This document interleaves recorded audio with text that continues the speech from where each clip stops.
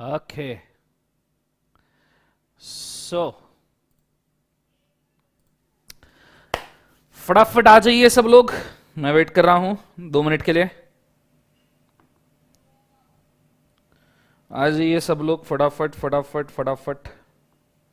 I am waiting.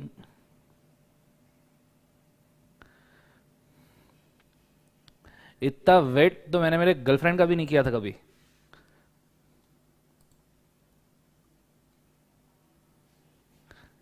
Good morning everybody.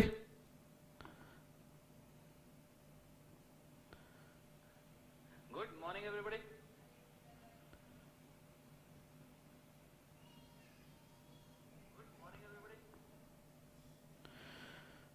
So good morning everyone, जो भी लोग join हो रहे हैं। सुनीत, प्रिंकल, अनुज, रोहित, अमृता, आशीष, दीपेश, चेतन, हर्ष, केश, ईशा, युक्ता, मुक्ता, राघव, दीपक, शिवम, मृणाल, गाजी, नितिन, ईशान, गुड मॉर्निंग।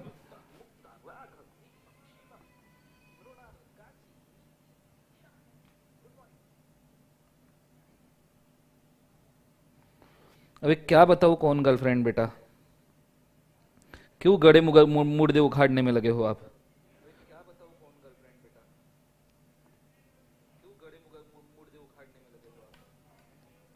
रोना आ जाएगा मेरे को। चलो फटाफट आ जाइए सब लोग। एक बार नंबर थोड़ा सा 100 टच करता है, हम फटाफट हमारे कंटेंट के साथ आज शुरू करेंगे। रेडी? सो आई गेस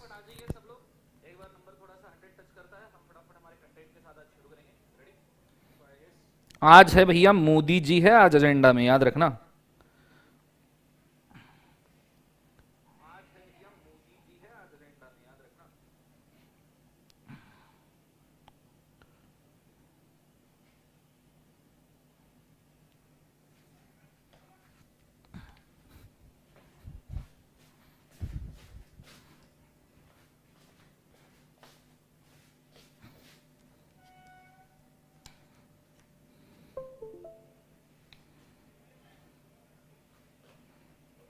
मैं एकदम बस बेटा अमृत। चलो I guess yes nearly 80 students live है। So we are starting now. ठीक है, मुझे पूरा ध्यान बोर्ड के ऊपर चाहिए, बिना समय गवाए सबसे पहले मैं रिवीजन करवा दूं कि एग्जैक्टली चल क्या रहा है, हमने लास्ट लेक्चर के अंदर क्या देखा था और अगले लेक्चर्स में हम क्या देखने वाले हैं। ठीक है, सो आ जाइए। First of all last lecture में मैंने पहला मेरा इंट्रोडक्शन दिया था और मैंने अमेंडमेंट्स के बारे में बोला था। अमेंडमेंट की हमारी डेट फिक्स है, अगर आपको याद होगा तो दैट इज 10 मार्च 10 सितंबर। इस दिन आपके अमेंडमेंट रिलीज होते हैं मई 21 के लिए। हालांकि ये बैच मई 21 के लिए ऑलरेडी अपडेटेड है, पर नवंबर 21 के लिए 10 सितंबर में आपको स्पेसिफिकली अमेंडमेंट लेक्चर देखना पड़ेगा। फिर उसके बाद में दूसरी चीज हमने की थी, जो हमने देखी थी कि what is exactly rules of the class, जिसमें मैंने काफी रूल्स बोले थे और आपको एक 200 पेजेस की बुक बनानी है, ये चीज को आपने याद रखना है। तीसरी चीज हमने हमारे कंटेंट के साथ शुरू किया था और सिलेबस के साथ शुरू किया था। हमारा सिलेबस है corporate and other law. Corporate law में 470 में से 148 सेक्शन 148 सेक्शन हमको कवर करने हैं एंड अदर लॉज में 4 टॉपिक है, जिसमें 3 एक्ट है, contract act, negotiable instrument act, general clauses act and interpretation of statute. 40 mark के लिए। क्लियर है कंसेप्ट? एक चीज होने के बाद में मैं आगे बढ़ गया था। अगली चीज हमने स्टार्ट की थी क्वेश्चन पेपर कैसे आता है, क्वेश्चन 1 कंपलसरी, फिर आपको 5 में से 4 क्वेश्चन सॉल्व करने होते हैं, ये चीज को हमने देखा था। फिर उसके बाद में लास्ट चीज जो हमने आए थे वो थे कंटेंट के ऊपर, और हमने देखा था लॉ क्या होता है, लॉ का हिस्ट्री क्या है। इजिप्शियन संस्कृति वालों ने पहले लॉ बनाया था हमको टॉर्चर करने के लिए जिंदगी के अंदर। उसके बाद में दूसरी चीज हमने देखी थी कि इंडिया का कॉन्स्टिट्यूशन इंडिया का सबसे बड़ा लॉ है, दुनिया का सबसे बड़ा कॉन्स्टिट्यूशन है, आप ऐसा बोल सकते हो। 444 आर्टिकल्स है उसके अंदर। फिर उसके बाद में हमने देखा था लॉ मतलब क्या, तो हमने एक थीसिस देखा था, लॉ ये सिर्फ बनाने के लिए नहीं बनाया जाता, लॉ बनाया जाता है क्योंकि सिचुएशन लॉ डिमांड करती है। इसलिए मैंने इंडियन मोटर व्हीकल एक्ट का लिया था एग्जाम्पल, मैंने लिया था भैया भोपाल गैस ट्रेजेडी का एग्जाम्पल, हमने एक वीडियो भी देखा था अच्छा सा। मैंने भैया लिया था एग्जाम्पल डाउरी का, मैंने लिया था एग्जाम्पल प्रिवेंशन ऑफ टेररिज्म का। जब नीचे बम फटा तो इनकी कुर्सियां हिल गई थी पार्लियामेंट वालों की, तब जाके उन्होंने प्रिवेंशन ऑफ टेररिज्म वाला एक्ट बनाया 2002 में। फिर हमने वो सेंटेंस लिख लिया था कि लॉ का मतलब क्या आता है, लॉ आता क्यों है और कौन कौन से उसके एग्जाम्पल्स है। आई होप सो कि ये सेशन सबने देखा होगा और इसके अंदर किसी को कोई दिक्कत नहीं होगा। I hope so. So I guess everyone knows this. चलो बहुत बढ़िया। आज हमारे बेसिक जो क्वेश्चन है वो कुछ दो तीन है, factors on which law is based, ये फर्स्ट है।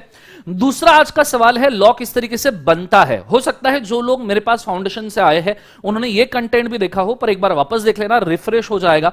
तो आज ऐसे दो चार अच्छे अच्छे सवाल हम एंटरटेन करने वाले हैं कि कौन से ऐसे फैक्टर है जिसके ऊपर लॉ बेस्ड होता है और ऐसी कौन सी प्रोसेस है जिस प्रोसेस के थ्रू लॉ बनता है। बहुत कंटेंट ओरिएंटेड लेक्चर है, मैं चाहूंगा बहुत अच्छे तरीके से आपने ध्यान देना। कंसेप्ट समझ में आ रहा है बच्चों? हाँ है ना? ये चीज को आपने बड़े अच्छे तरीके से कंसंट्रेट करना है बच्चों। Ready? Let's go. So everybody is ready I guess? मुझे बताइए जरा एक बार कमेंट्स में, एवरीबॉडी इज रेडी? मेरा ऑडियो वीडियो क्लियर है? यस और नो?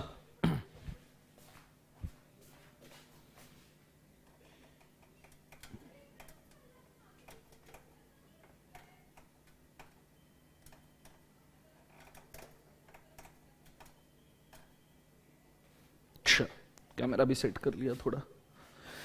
ओके सो चलो स्टार्ट करते हैं। कॉन्सेंट्रेट करना अच्छे तरीके से, ध्यान देना।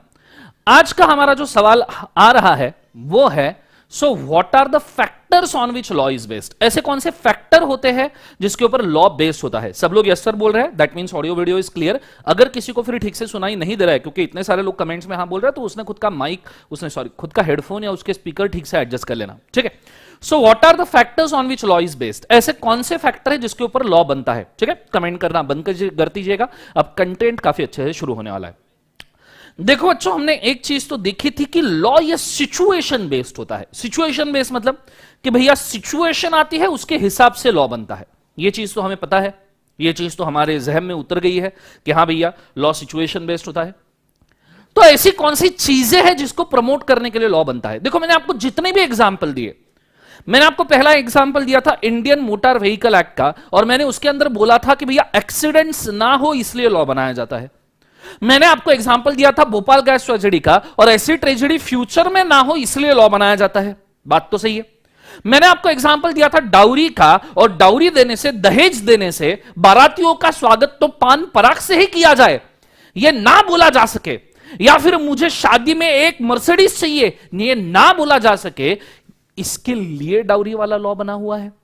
क्लियर है? सीए बनने के बाद तो मैंने सुना है कुछ कास्ट में रेट चलते हैं, बंदा सीए बन जाता है तो 1-1 करोड़ का रेट चलता है उसका, कि बंदा सीए बन गया 1 करोड़ रुपए उसको तो चाहिए ही चाहिए दहेज में। तो ये ना हो इसके लिए लॉ की रेट किया जाता है। कंसेप्ट समझ में आ रहा है सबको? हाँ ना? ये चीज को आपने अच्छे से याद रखना। प्रिवेंशन ऑफ टेररिज्म एक्ट ये लोगों को प्रोटेक्ट करने के लिए लॉ बनाता है, कि लोग प्रोटेक्ट हो जाए इसलिए हम उसके लिए लॉ क्रिएट करते हैं। ये बात तो सबको तय है।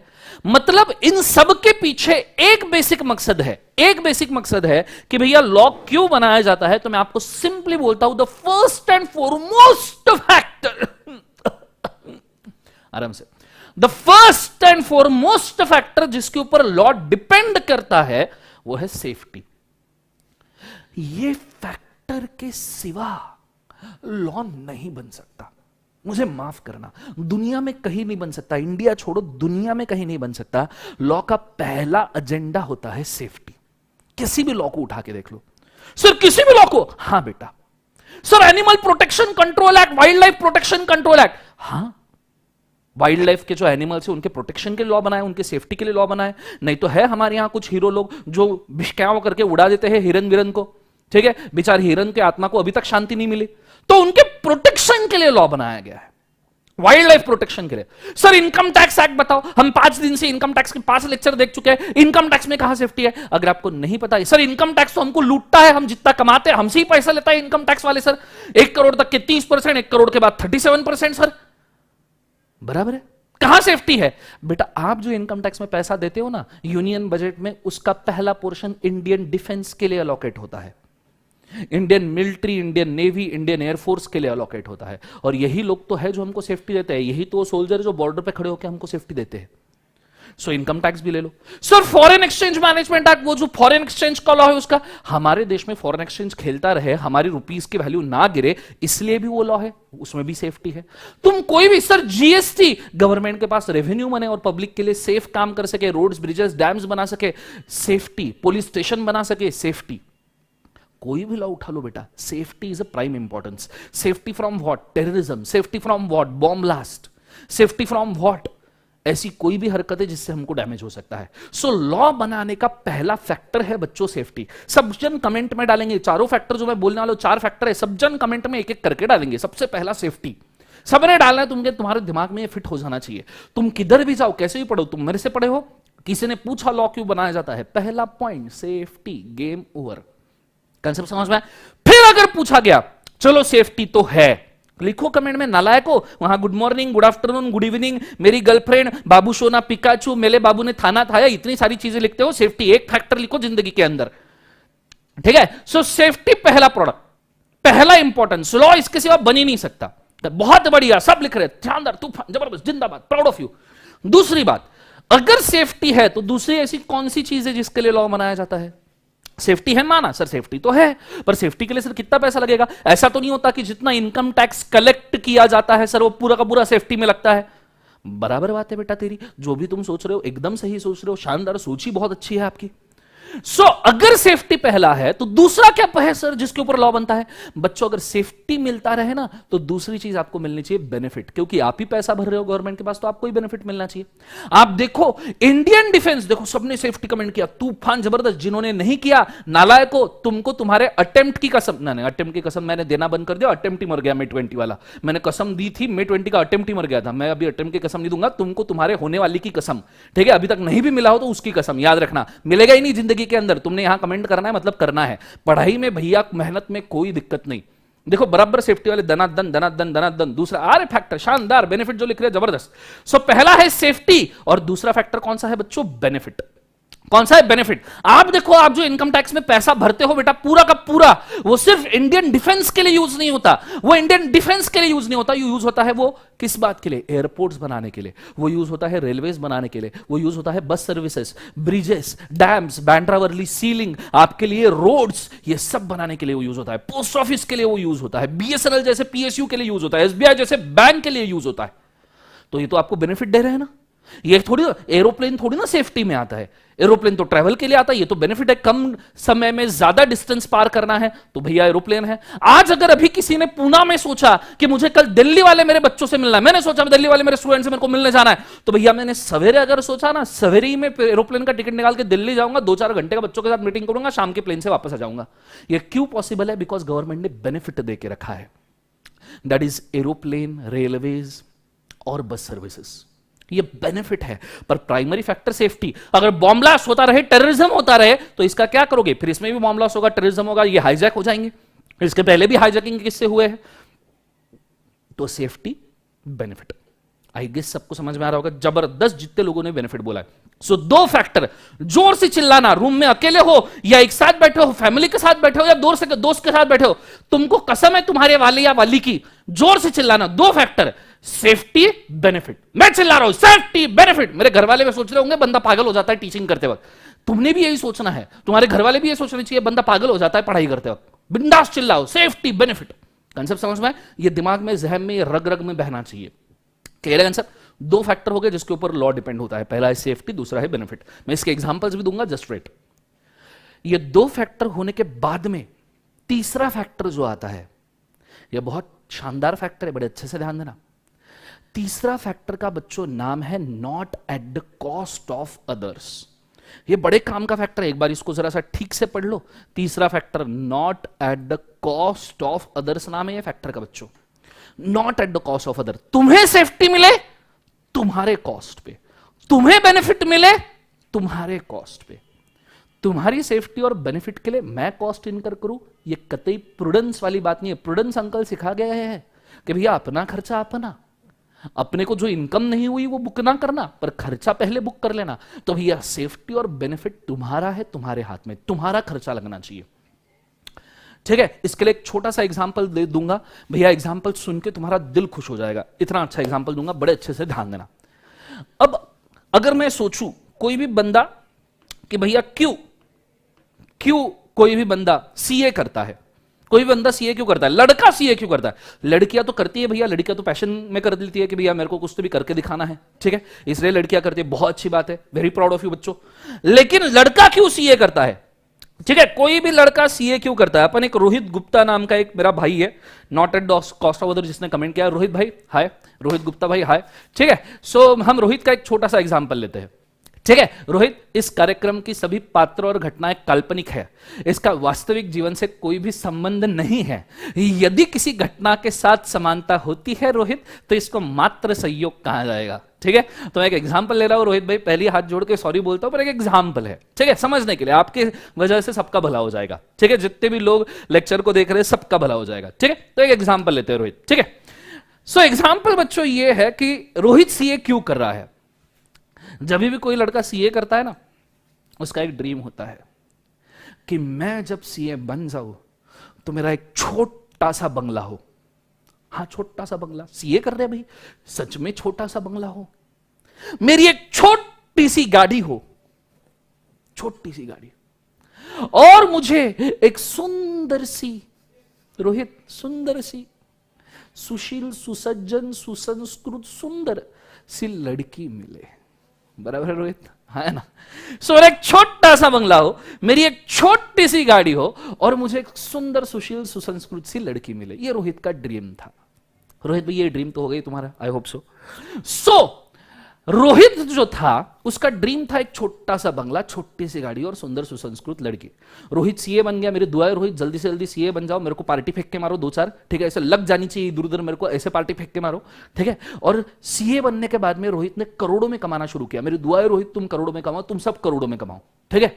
अब जैसे ही रोहित ने करोड़ों में कमाना शुरू किया, रोहित ने एक छोटा सा बंगला बना लिया, 15-20 BHK का, हर रोज अलग अलग रूम में सोऊंगा बोले, 15-20 BHK है, 1-2 BHK से कुछ नहीं होता, 15-20 BHK हर रोज अलग अलग रूम में, कंसेप्ट अकेला, ठीक है। गलत मत सोचो नालायको, तुम कतई बेकार लोग हो जिंदगी के अंदर। रोहित भाई इसमें मेरे कोई गलती नहीं है, बच्चे कमेंट कर रहे हैं, बहुत बेकार है ये सब लोग।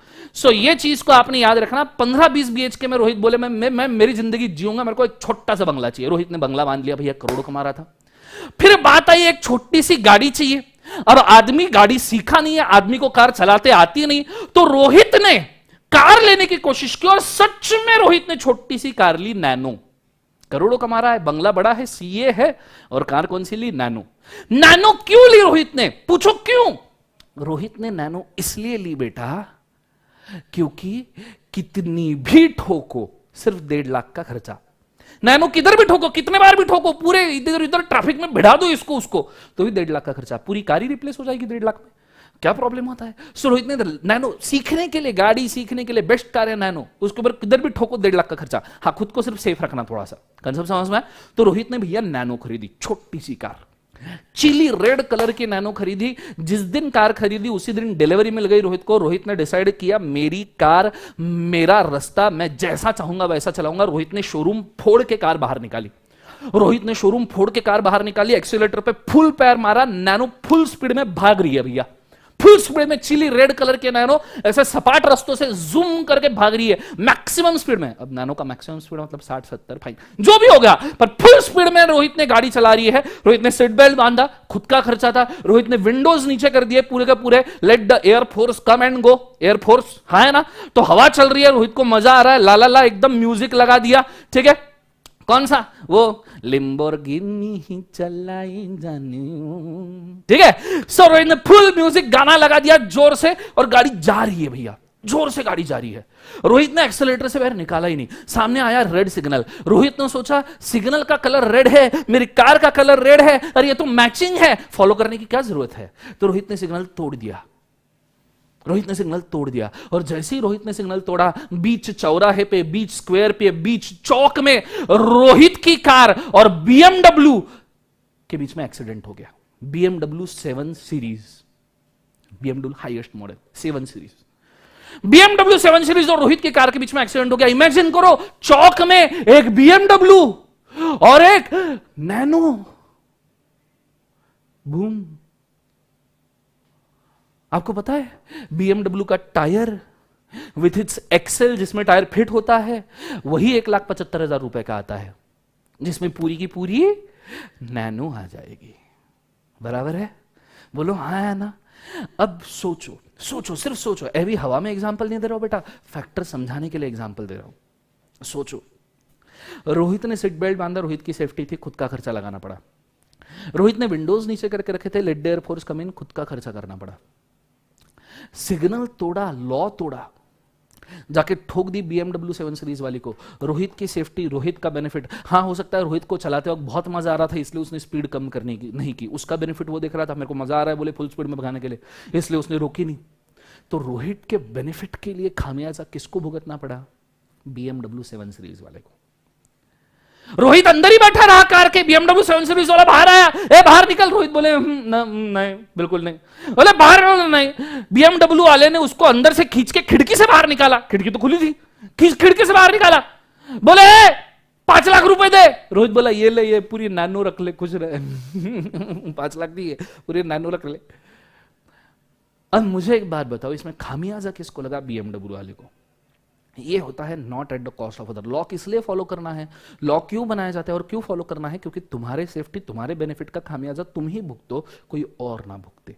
Not at the cost of others, ये बहुत बड़ा फैक्टर है। अगर ये फैक्टर नहीं रहता ना लॉ में, तो लोग चोरी करते थे, पुलिस पीछे पड़ जाती थी, डकैती करते थे, पुलिस पीछे पड़ जाती थी। और यहां तो लेडी पुलिस पड़ी है, जरूरी नहीं है इंडिया में तो कैसे कैसे काले कलून पीछे पड़ जाएंगे तुम्हारे भाई, जिनको भागते भी नहीं आएगा। इंडियन पुलिस फोर्स की हालत, कुछ पुलिस ऑफिसर बहुत अच्छे हैं, खुद को मेंटेन करके चलते हैं, तुमने भी देखा है, पर आधे कैसे होते हैं, उनके पास तो बेचारों के पास इक्विपमेंट भी नहीं होते, लाठी लेके पीछे पड़ जाते हैं।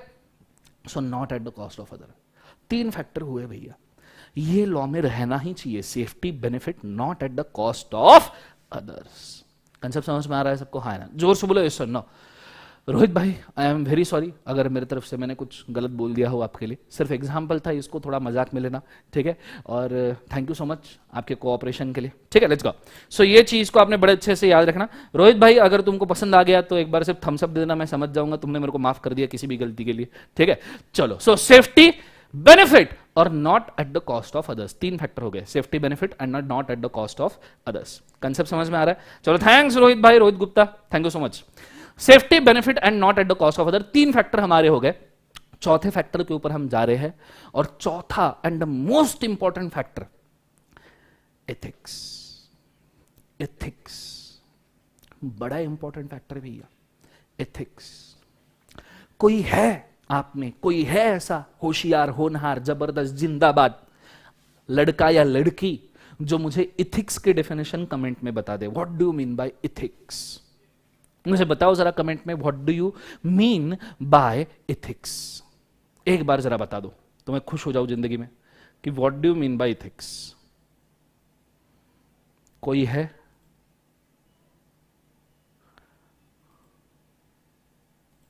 कमेंट में बताइए जरा। एथिक्स मतलब डिसिप्लिन? नहीं बेटा, ऐसा तो नहीं है। और कोई?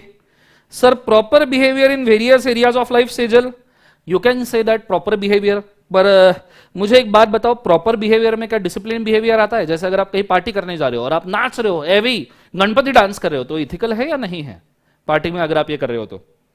लीगल वैल्यूज, मॉरल वैल्यूज, बेटा एक चीज मैं आपको बोल दूं, अभी तो आपकी इथिक्स और कम्युनिकेशन सीए इंटर के सिलेबस में नहीं है, पहले आता था। इथिक्स और मॉरल में डिफरेंस है।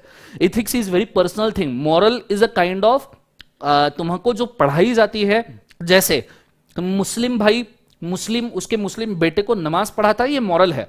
हिंदू भाई उसके हिंदू बेटे को मंदिर ले जाता है, ये मॉरल है। हमारे जो संस्कार हमें घर वाले देते हैं, हमारी कास्ट से या रिलीजन से जो संस्कार मिलते हैं, वो मॉरल होता है बेटा, ये चीज को याद रखना। और कोई? Ethics means do's and don'ts, yes right, ये एक सही बात हो सकती है। Set of laws by ourselves might भी हो सकता है, पर ये थोड़ा सा disputed matter. Accepted code of conduct, rules, ethics, philosophy नहीं बेटा। प्रेजेंट सिचुएशन का डिसीजन, सही बात रजनी, शायद तुमने मेरा लास्ट लेक्चर देखा है, ऐसा मेरे को लग रहा है, ठीक है। Moral principles that govern a persons behaviour, हो सकता है राइट और wrong depending on particular situation, might भी हो सकता है। परंपरा, प्रतिष्ठा, अनुशासन, किरण ओझा ने बोला है, वाह वाह, मोहब्बतें मूवी चल रहा है, मैं परंपरा, प्रतिष्ठा और अनुशासन नहीं, ये इथिक्स नहीं होता, ठीक है। मैं अब बोलता हूं इथिक्स मतलब क्या होता है। 2 मिनट के लिए कमेंट करना रोक देना, बहुत अच्छे से एक्सप्लेन करूंगा इथिक्स मतलब क्या होता है। एक एग्जांपल लूंगा, एग्जांपल से जल्दी समझ में आएगा। देखो अभी तुम्हारी सीपीटी की एग्जाम है, वो तो होगी फाउंडेशन सीपीटी की एग्जाम। अब तुम्हारा रिजल्ट आएगा कुछ दिनों में, अगले 1 आध महीने में आपका रिजल्ट आएगा। जैसे ही आपका रिजल्ट आएगा, मेरी दुआ है सब लोग पास होने वाले, जितने लोग यहां पे 134 लोग हैं, सबके सब पास होने वाले, ठीक है। अब जैसे ही तुम फाउंडेशन पास हो जाओगे, सबसे पहली चीज तुम जिंदगी में क्या करोगे? सबसे पहली चीज, सर पेड़े बांटूंगा, अबे वो छोटी सी हो गई, थोड़ी बड़ी सोचो। सर पार्टी दूंगा, हाँ तुम दोगे party. So let's create a atmosphere of party ना मैन, थोड़ा एटमॉस्फेयर ऑफ पार्टी, ये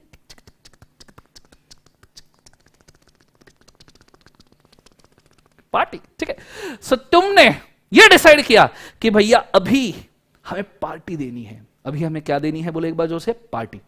और तुम अपने दोस्तों को लेके पार्टी में चले गए, सूखी वाली, सूखी पार्टी, नालायक हो, सूखी पार्टी। अभी 18 साल के ऊपर नहीं हुए हो, 21 साल के ऊपर नहीं हुए हो, उसमें भी माइनॉरिटी के डिसीजन लगते हैं। 18 साल के ऊपर बियर पी सकते हो, 21 साल के ऊपर वाइन और विस्की, वोडका, रम, जिन, विस्की एक्सेट्रा सब पी सकते हो, ठीक है। कॉकटेल भी पी सकते हो, पर ना पीना जिंदगी में बुरी बात है, ये चीज को याद रखना, ठीक है। सो तुम हो पार्टी में खड़े, पार्टी में अलग अलग लोग अलग अलग टाइप के डांस किए जा रहे हैं जिंदगी में, तुम्हारे दोस्त है ये सब, और ये तुम अजीब डांस किए जा रहे हो।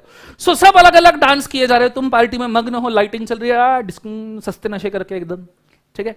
सो तुम पार्टी में मस्त डांस किए जा रहे हो, और जब तुम पार्टी में डांस कर रहे थे उस वक्त इसको मैं निकाल देता हूं, नहीं तो तुम इसको ही देखते बैठोगे, मेरा कंसेप्ट तो तुम भूल जाओगे नालायक लोगों, ठीक है। सो जब तुम पार्टी कर रहे थे तो एक तुम मस्त डांस कर रहे थे, अपना मस्त चल रहा था, ये गणपति डांस चल रहा था तुम्हारा।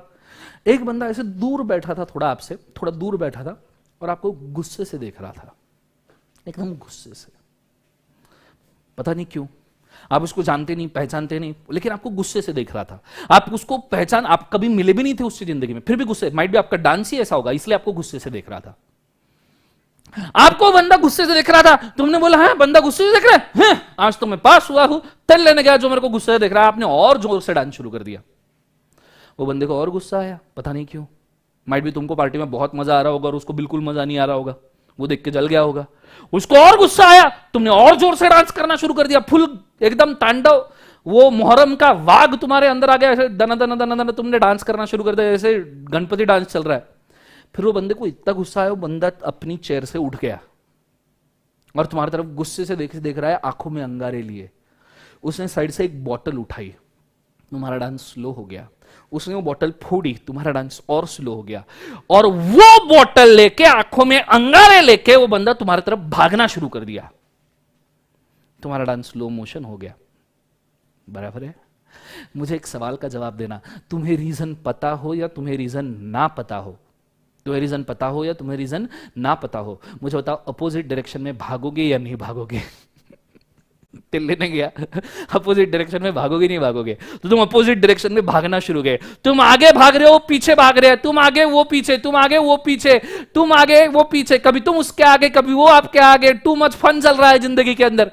2-2.5 किलोमीटर 4 किलोमीटर डिस्क के अंदर ही राउंड एंड राउंड प्रदक्षिणा मारते रहे और थक गए। एंड में तुमने सोचा कि मैं क्यों भाग रहा हूं, कोई रीजन तो है नहीं, और फिर तुम रुक गए, तुम उसके तरफ पलटे, तुमने 2 बॉटल उठाई, साइड में 2 बॉटल पड़ी थी, तुमने 2 बॉटल उठाई, दोनों फोड़ी, उसके तरफ पलटे और तुमने उसको बोला आ भाग भाग के थक गया, अब तो हो जान दे, 2-2 हाथ। 2 सिचुएशन। फर्स्ट सिचुएशन में अगर उसने तुम्हें बॉटल मार दी, सिर पे फोड़ी, पेट में डाल दी, सिर पे फोड़ा, पेट में डाल दिया, मर्डर किया उसने तुम्हारा, मर्डर 1, मर्डर 2, मर्डर 3। क्यों? क्योंकि उसको मजा नहीं आ रहा था और तुम बहुत मजे कर रहे थे उसके आंखों के सामने, जो भी रीजन हो सकता है मेरे को नहीं मालूम, पर उसने मर्डर किया। फर्स्ट केस में उसने तुम्हें मार दिया। मुझे एक सवाल का जवाब देना, क्या ये इथिकल है या अनइथिकल है? कमेंट में बताओ मुझे, क्या ये इथिकल है या ये अनइथिकल है? उसने तुमको मजे मजे में मार दिया, क्या ये इथिकल है या अनइथिकल है? जरा बताओ मुझे कमेंट के अंदर, व्हाट डू यू थिंक? मजे मजे में उसने तुम्हें मार दिया, क्या ये इथिकल है अनइथिकल है? सही बात, अनइथिकल बोल रहे हैं सब लोग, सबको अनइथिकल लग रहा है। चलो तुम्हारा तो मर्डर हुआ है, सब अनइथिकल बोल रहे हैं, बहुत भारी, मतलब समझ में आ रहा है। चलो तुम्हारा तो मर्डर हुआ है, तुम कैसे बोलोगे? अच्छा तुम्हारा छोड़ो, आजू बाजू में जितने लोग खड़े हैं या पी के पड़े हैं, ठीक है, जितने लोग खड़े हैं या पी के पड़े हैं, समझ में आ रहा है, उनसे पूछो कि ये बंदे ने मजे मजे में मेरे को मारा, मजे करने के लिए मेरे को मारा। उन लोगों से पूछो क्या ये इथिकल है अनइथिकल है? वो लोग भी क्या बोलेंगे? वो भी बोलेंगे अनइथिकल है। सो उस बंदे ने बिना रीजन तुमको मारा तो वो अनइथिकल हो गया। तुम खुद बोल रहे हो, आजू बाजू वाले लोग भी बोल रहे हैं, जजमेंट भी आ गया, जज भी बोल देगा भैया अनइथिकल है। ये पहला केस। वही दूसरे केस में वो तुम्हें मारने आने वाला था, उससे पहले तुम्हारे हाथ में जो 2 बॉटल थी वो तुमने सिसरी पे फोड़ी और पेट में डाल दी। Murder 1, murder 2, murder 3। मुझे एक बात बताओ, ये तुमने सेल्फ डिफेंस में उसको मारा क्योंकि तुमको मालूम था कि अगर तुमने नहीं मारा तो वो तुम्हें मार देगा, तुमको मालूम था। जब वो तुम्हारी तरफ बॉटल लेके भाग रहा था तुम उसको ये नहीं बोल सकते ए भाई, इंडियन पिनल कोड दफा 302 के तहत तुझे सजाए मौत हो सकती है मेरे मर्डर के केस में। ये तुम उसको बोलने के लिए रुकोगे? तुम नहीं रुकोगे, और वो नहीं सुनने के मूड में है। इंडियन पिनल कोड दफा 302, अरे उसको तो दफा बाद में लगेगी, पहले तुम यहां से दफा हो जाओगे। तुम उसको बोलोगे ये चीज? नहीं बोल सकते। तुमने सेल्फ डिफेंस में उसको 2 बॉटल मारी भैया, सेल्फ डिफेंस में 2 बॉटल मारी उसको। मुझे एक बात बताओ, अगर तुमने उसको सेल्फ डिफेंस में 2 बॉटल मारी, अगर तुम नहीं मारते तो वो मारता था। अब मुझे होता, तुमने जो मर्डर किया 2 बॉटल मार के, उससे डबल मल्टीप्लाइड बाय 2, उससे एक ज्यादा तुमने 2 बॉटल मारी। मुझे एक सवाल का जवाब देना, सेल्फ डिफेंस में अगर तुमने उसको 2 बॉटल मारी, क्या ये इथिकल है या अनइथिकल है? जरा बताओ मुझे, कमेंट में बताओ, क्या ये इथिकल है अनइथिकल है? बताओ। देखो सब जन इथिकल बोल रहे हैं, मतलब समझ गए तुम। अच्छा तुमने तो बोतल मारी हो, तुम तो कल्प्रिट हो बोतल मारने के लिए। तुम्हारा छोड़ो, तुम बाकी जितने लोग खड़े हैं या पी के पड़े हैं, उनसे पूछो कि भैया मैंने इसको सेल्फ डिफेंस में मारा यार, मैं नहीं मारता, ये मेरे को मारता, तुम बताओ मैंने सही क्या गलत किया। वो क्या बोलेंगे? Ethical unethical? तो बेटा वो भी इथिकल ही बोलेंगे, उनके पास ऑप्शन नहीं है। जज को पूछोगे कोर्ट में, वो भी इथिकल ही बोलेगा, क्योंकि तुमने सेल्फ डिफेंस में, क्या हो सकता है 1-2 महीने की सजा दे दे और छोड़ दे, पर तुमको कैदे बामुशक्कत और फांसी की तो सजा नहीं हो सकती। कंसेप्ट समझ में आ रहा है सबको? हाँ ना। ये है डिफरेंस इथिक्स और अनएथिक्स का। देखो एक ही टाइप का मर्डर एक ही जगह पे किया, एक ही लोगों के सामने किया, एक ही सिचुएशन एक ही टाइमिंग पे किया, उसने किया तो मर्डर हुआ, तुमने किया तो सेल्फ डिफेंस हुआ। तुम करो तो रास लीला, वो करे तो कैरेक्टर ढीला। समझ में आ रहा है? जिंदगी में बात तो सही है, क्योंकि तुमने सेल्फ डिफेंस में किया तो इथिकल हो गया, उसने मजे मजे में किया तो अनएथिकल हो गया। ये चीज तुम्हें समझ में आनी चाहिए, ये इथिक्स होता है। तो सर अल्टीमेटली बताओ ना सर, इथिक्स क्या होता है? अल्टीमेटली आप बता सकते हो इथिक्स क्या होता है? सिंपल बोल सकता हूं बच्चों में, simple. A decision taken by wise mind, a decision taken by wise, unsound mind नहीं बोल रहा हूं मैं, wise mind, a decision taken by wise mind to decide what is wrong and what is right in a situation, what is wrong and what is right in a situation and acting according to that is ethics। उसके हिसाब से काम करने को हम ethical values बोलते हैं। ये चीज को आपने याद रखना, उससे हम इथिक्स कहते हैं। Acting according to situation by deciding right और रॉन्ग, इसे मैं इथिक्स बोलता हूं। क्लियर है कंसेप्ट? सिंपल सी बात है। एक और एग्जांपल, छोटा सा एग्जांपल, 1-8 मिनट जाएगा पर दिमाग में फिट बैठना चाहिए। चोरी करना पाप है, चोरी करना पाप है, जरूर पाप है, किसी से चोरी करना पाप है, नहीं करना चाहिए। लेट्स इमेजिन एक अनाथ बच्चा है, छोटा है, अनाथ बच्चा है, खाने पीने के लाले है, चाइल्ड लेबर अलाउड नहीं है इसलिए काम भी नहीं कर सकता कहीं पे। उसको भूख लगी है, 3-4 दिन से भूखा है, नहीं खाएगा मर जाएगा।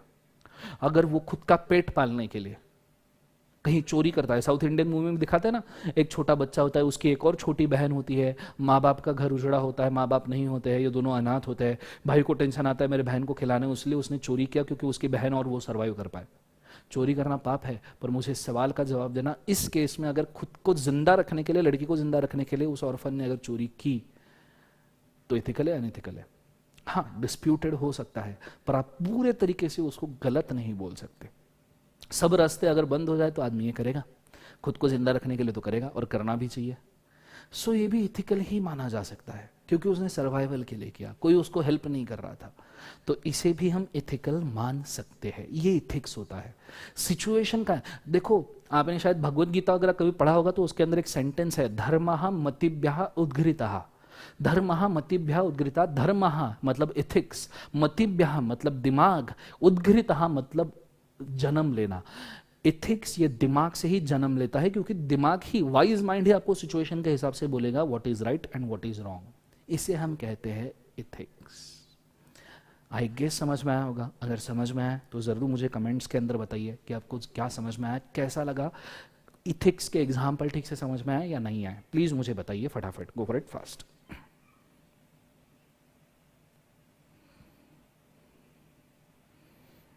एक 140 लोग हैं। थैंक यू सो मच आदर्श, शंतनु, युग, Hitesh, thank you so much. चलो बहुत बढ़िया। अब हमारे चार फैक्टर्स के ऊपर हम वापस आ जाते हैं। ठीक है, अभी तक हमने बेटा कंटेंट को छुआ ही नहीं है, सिलेबस को तो हमने दूर दूर तक नहीं छुआ है। अभी मैं आपको सिर्फ लॉ का ऐसा बेस बना के दे रहा हूं ना बेटा, ये स्टार्टिंग के भी 5-10 लेक्चर आप देख लो ना, फिर आप किसी से भी पढ़ लोगे ना तो आपको चीजें फॉलो आउट होना शुरू हो जाएगी कि हाँ ये ऐसा ऐसा है। हाँ मुझसे पढ़ो तो और ज्ञान की प्राप्ति तो होगी ही होगी ऑब्वियसली, पर मैं फोर्स तो कर नहीं सकता किसी को। ठीक है, सो सिंपल है, आप ये 5-10 लेक्चर भी बेसिक्स के तो भी देख लो ना, आपको समझ में आएगा कि नहीं भैया किस तरीके से लॉ का डेवलपमेंट होता है। और ये इंटर पे जरूरी है, आप इंटर लेवल पे ही 7-8 लॉस पढ़ने वाले हो, फाइनल लेवल पे तो 20-25 लॉस पढ़ने हैं बच्चों। तो अभी से अगर नहीं पता चला ना तो ये मेरे से पाप हो जाएगा। फाइनल पे जाके आप किसी को पूछोगे, वो बंदे ने आपको सवाल पूछ लिया लॉ मतलब क्या, तो आपकी लग जाएगी वाट। और मैं बिल्कुल नहीं चाहता, मेरे को आपको चार्टर्ड अकाउंटेंट बनाना है, इथिकल वाले चार्टर्ड अकाउंटेंट बनाना है भैया। ऐ कि काम चलाओ चार्टर्ड अकाउंटेंट नहीं बनाना है, बकायदा कि कहीं जाओ इंटरव्यू दो तो सामने वाले पर्सन बौखला जाए, बाप क्या पढ़ के आया है करके। कंसेप्ट समझ में आया सबको? हाँ ना, चलो बहुत बढ़िया, सबको समझ में आया होगा तो एकदम बेस्ट। ठीक है, सो ये चीज को आपने बड़े अच्छे तरीके से याद रखना, क्लियर है? अब मैं यहां बोलना चाहूंगा, बड़े अच्छे से ध्यान देना, ये जो चार फैक्टर है, फैक्टर नंबर 1 मैं सर्कल कर रहा हूं, factor number 2, factor number 3, factor number 4, चार फैक्टर है। एक बार फटाफट बोल दूं, safety benefit not at the cost of other ethics. इसमें से जो पहले दो फैक्टर होते हैं ना बच्चों, बड़े गौर से ध्यान देना, बड़े गौर से, ऐसा हाथ लो, ऐसा हाथ का कटोरी करो, कटोरी हाथ का, और कान के पीछे लगाओ। ठीक है, और बड़े शांति से सुनना मैं क्या कह रहा हूं, कोई मजाक नहीं, मस्ती नहीं, जो बोल रहा हूं बड़ा इंपॉर्टेंट चीज है। सेफ्टी और बेनिफिट, पहले दो जो फैक्टर है ना, ये दोनों फैक्टर हर लॉ में must be written, must be written, हर लॉ में लिखने पड़ते हैं। ये फैक्टर हर लॉ में लिखे जाते हैं कि सेफ्टी कैसे देंगे, बेनिफिट कैसे देंगे।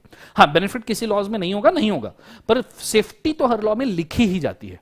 और अगर बेनिफिट है तो वो भी लिखा जाता है, it must be written in every law, in every law, हर लॉ में तुमको ये फैक्टर लिखने ही पड़ेंगे, जरूरी है, कंपलसरी है। हाँ ना, ना बिल्कुल, इसके खिलाफ कोई लेटर ना सुनूंगा मैं, लिखने ही पड़ेंगे, वरना लॉ बन ही नहीं पाएगा। और नीचे के जो दो फैक्टर्स होते हैं ना बच्चों, ये किसी लॉ में लिखे नहीं जाते, not written in any law, किसी भी लॉ में नहीं लिखे जाते, those are not written in any law. आप कोई भी लॉ उठा के देख लो, ऐसा नहीं लिखा जाता कि भैया लॉ शुरू होते से पहला line this law is very ethical. तुमने कॉन्ट्रैक्ट पढ़ा, सेल ऑफ गुड्स पढ़ा, पार्टनरशिप पढ़ा, क्या पहली लाइन में क्या लिखा था, this law is very ethical, consider this law as ethical not at the cost of other? कभी पढ़ा तुमने ऐसा? नहीं पढ़ा होगा, पढ़ भी नहीं सकते, ना ही आगे किसी लॉ में आएगा। ये फैक्टर रिटर्न नहीं किए जाते, ये फैक्टर अज्यूम्ड है। लॉ बना रहे हो तो आपका एक सिंपल मतलब बनता है, लॉ बना रहे हो तो अजम्पशन है इथिक्स के लिए ही बनाया जा रहा होगा, इक्वालिटी के लिए बनाया जा रहा होगा, लोगों के लिए सही हो इसीलिए बनाया जा रहा होगा। तो ये फैक्टर कभी लिखते नहीं है, ये फैक्टर अज्यूम्ड होते हैं। तो आपने लास्ट दो फैक्टर लॉ में ढूंढते हुए मत जाना, आपको मिलेंगे भी नहीं। हाँ पहले दो फैक्टर्स आपको मिल जाएंगे, अलग अलग लैंग्वेज में, अलग अलग पैराग्राफ में, अलग अलग तरीके से मिलेंगे, लेकिन लास्ट दो फैक्टर आपको कहीं लिखे हुए नहीं मिलेंगे। ये चीज को आपने याद रखना, ये अज्यूम्ड है, आप लॉ बना रहे हो, इसका इंप्लाइड मतलब है कि भैया ये फैक्टर वहां पे होंगे। कंसेप्ट समझ में आया?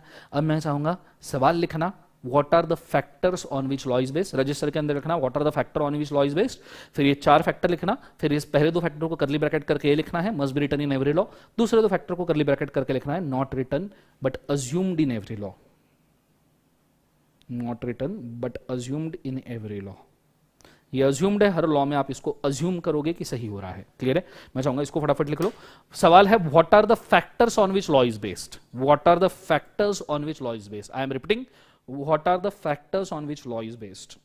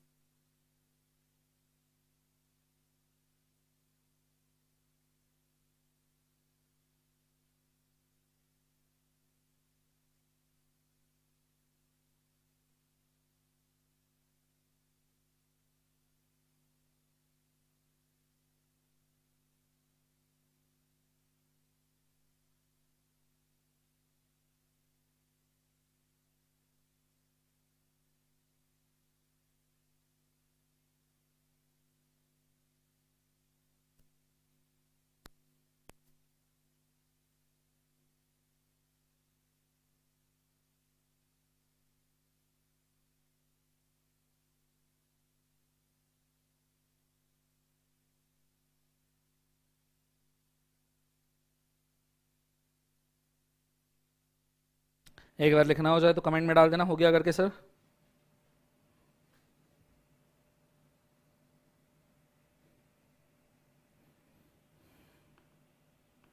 युग जायसवाल ये रेगुलर लेक्चर है बेटा।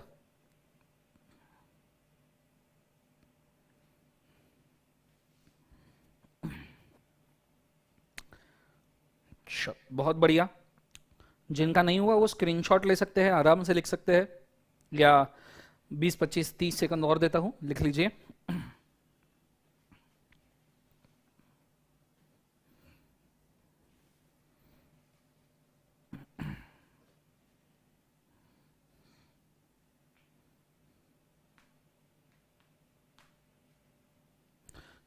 बहुत ही बढ़िया बच्चों, जबरदस्त, जिंदाबाद, शानदार। हो गया बच्चों, आई होप सो आपने लिखा होगा इसको ठीक से। नाउ अब जैसे ही मैंने ये चीज बताई, अब थोड़ा एनालिसिस करते हैं, थोड़ा एनालिसिस आपकी कंसेप्ट को और पॉलिश करने के लिए। देखो मैं काफी अच्छी स्पीड से लेके जा रहा हूं आपको, हर एक चीज क्लियर करवाने के लिए एक अच्छा छोटा एनालिसिस। मुझे तो 4 फैक्टर में से कौन से 2 फैक्टर जो लिखने पड़ते हैं, वो है सेफ्टी और वो है बेनिफिट। बराबर है, मान रहे हो? सेफ्टी बेनिफिट लिखना पड़ता है, बचे 2 अज्यूम्ड है। अब जो लिखने पड़ते हैं उसी के ऊपर डिस्कशन करते हैं ना, जो अज्यूम्ड है उसके ऊपर क्या डिस्कशन करें, वो तो अज्यूम्ड ही है, आप लिखो ना लिखो माना जाएगा कि वो है करके। सो जो लिखने हैं उसके ऊपर डिस्कशन करते हैं। क्लियर है? कौन से लिखने हैं भैया? सेफ्टी लिखना है, भैया बेनिफिट लिखना है। ये 2 फैक्टर्स तो हमको लिखने ही है। अब मैं जरा आपके सामने 4 डिफरेंट टाइप के लॉज रखता हूं, अलग अलग ड्राफ्ट कि हम लॉ बना रहे हैं ऐसा समझो, जिसके अंदर ये 4 लॉज है, law 1, law 2, law 3, law 4, law law law law law. ठीक है? सो मैं 4 लॉज आपके सामने रख रहा हूं। ठीक है? अब मैं इसके अंदर कहीं सेफ्टी रखूंगा, कहीं बेनिफिट रखूंगा, आपको मुझे बोलना है क्या यह लॉ बन सकता है या नहीं। सबसे पहला लॉ का ड्राफ्ट था जिसमें ना ही सेफ्टी था ना ही बेनिफिट था। मुझे बताओ क्या यह लॉ बन सकता है? सीधा आंसर होगा सबका, और होना भी चाहिए स्ट्रेट आंसर कि भैया ये लॉ नहीं बन सकता। Is it a law? No, ये बन भी नहीं सकता। ना ही सेफ्टी है ना ही बेनिफिट है, क्या कर रहे हो। दूसरा सवाल ट्रिकी है, सेफ्टी नहीं है पर बेनिफिट जरूर है। सेफ्टी नहीं है पर बेनिफिट जरूर है। लॉ 2 के लिए मुझे आंसर दो, लॉ 2 के लिए सब जन, लॉ 2, इस लॉ के लिए मुझे आंसर दो, लॉ 2 लिख के आंसर दो, क्या यह लॉ बन सकता है? यस और नो में, सिर्फ लॉ 2 यस और नो, लॉ 2 यस और नो, लॉ 2 नो। आगे सबका आंसर नो आ रहा है, बहुत जबरदस्त। लॉ 2 ये लॉ नहीं बन सकता। अरुण राज में यस बोला है। अरुण बेटा समझना, किसी भी लॉ का जिनको जो यस बोल रहे हैं, जिन्होंने नो बोला एकदम सही आंसर है कि ये लॉ नहीं बन सकता, पर जिन्होंने यस बोला उनके लिए क्लियर कर दूं, जिस लॉ में सेफ्टी ही नहीं है, बॉम्बलास्ट हो रहे, टेररिज्म हो रहा है, मर्डर हो रहे हैं, चोरियां हो रही है, वो लॉ कैसे है? तो primary importance is safety, benefit हो भी सकता है नहीं भी हो सकता। क्लियर है? तो सेफ्टी नहीं है तो लॉ बन ही नहीं सकता, क्योंकि लॉ का प्राइमरी मकसद भैया सेफ्टी है। कॉन्सेप्ट समझ में आ रहा है सबको? हाँ ना? आई गेस अरुण आपको समझ में आया होगा, ये सुनो। लॉ 3 पे जाते हैं, मुझे बताना लॉ 3 में सेफ्टी है पर बेनिफिट नहीं है। सेफ्टी है but there is no benefit. मुझे बताओ क्या ये लॉ बन सकता है? आंसर 3, लॉ 3 बताओ कमेंट्स के अंदर, whether it is a law और नॉट। 3 पॉइंट करके यस और नो बोल दो। ओके, नहीं बोला है शुभम मुद्रा ने, बाकी सब यस बोल रहे हैं, शानदार। वावरे ने ना बोला है, बाकी सब यस बोल रहे हैं, शानदार। अच्छा, पहली बात, क्या ये लॉ बन सकता है? आंसर है हां।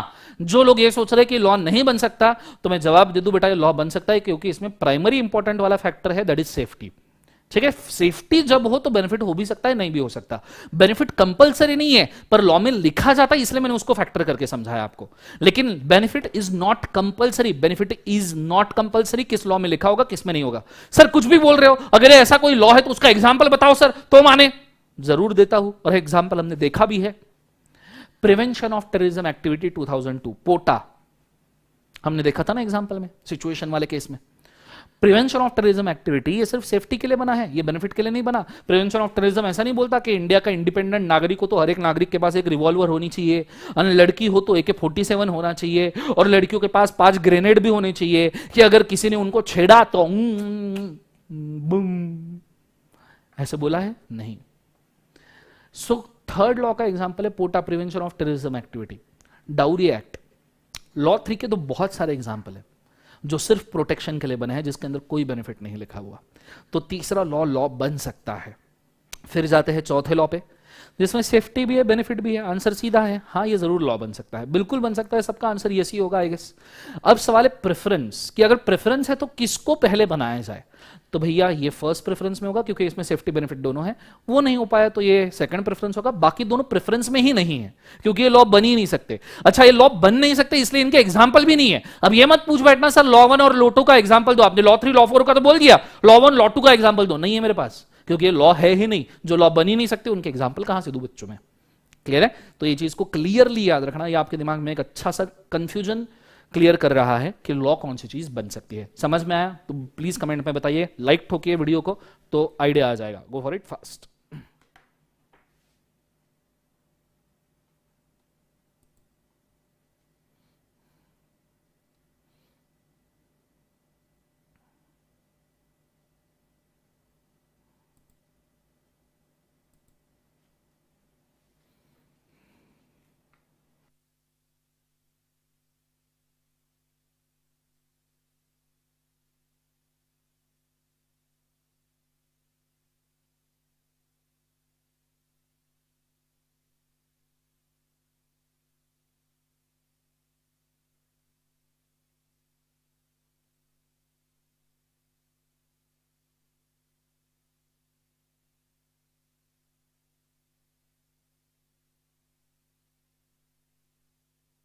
नहीं बेटा प्रीतेश, फिलहाल सुप्रीम कोर्ट के रिजर्वेशंस के ऊपर मत जाओ, वो सिचुएशन प्रीतेश काफ़ी अलग जाती है। So don't touch it. अभी आपको आइडिया नहीं है कि सुप्रीम कोर्ट में कौन सी चीज़ जा सकती है कौन से नहीं। अगले कुछ 4-5 लेक्चर्स में मैं क्लियर करूंगा, don't worry. Thank you so much Harsh बेटा।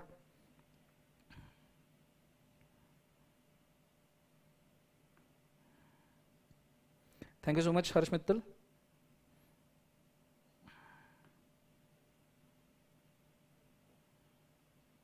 फटाफट लिख लो। Thanks Chetan, thanks Raj, thanks Chirag, Pragati, Adarsh, Chetan, Ajay, Mauktik, Mauktik क्या नाम है।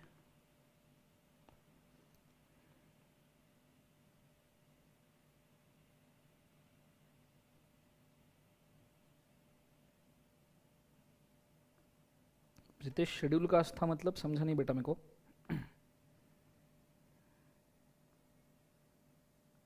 डाउनलोड लिंक मौक्तिक आगे अवेलेबल होंगे, अभी सभी लेक्चर रिकॉर्ड करना बाकी है। फिलहाल यूट्यूब पे भी लाइव लेक्चर चलेंगे 10-15 दिन, फिर आपको डाउनलोड लिंक्स मिल जाएंगे बेटा।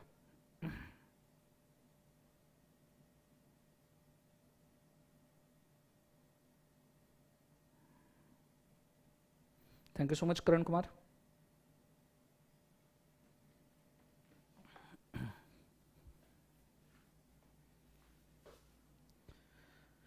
लिखना हो जाए तो मुझे कमेंट्स में बता देना। कुछ लोगों का हो चुका है already, I can see that.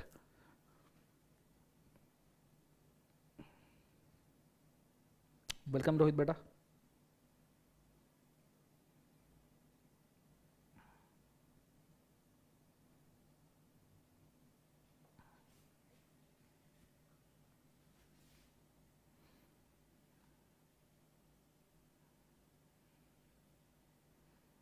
Done everybody.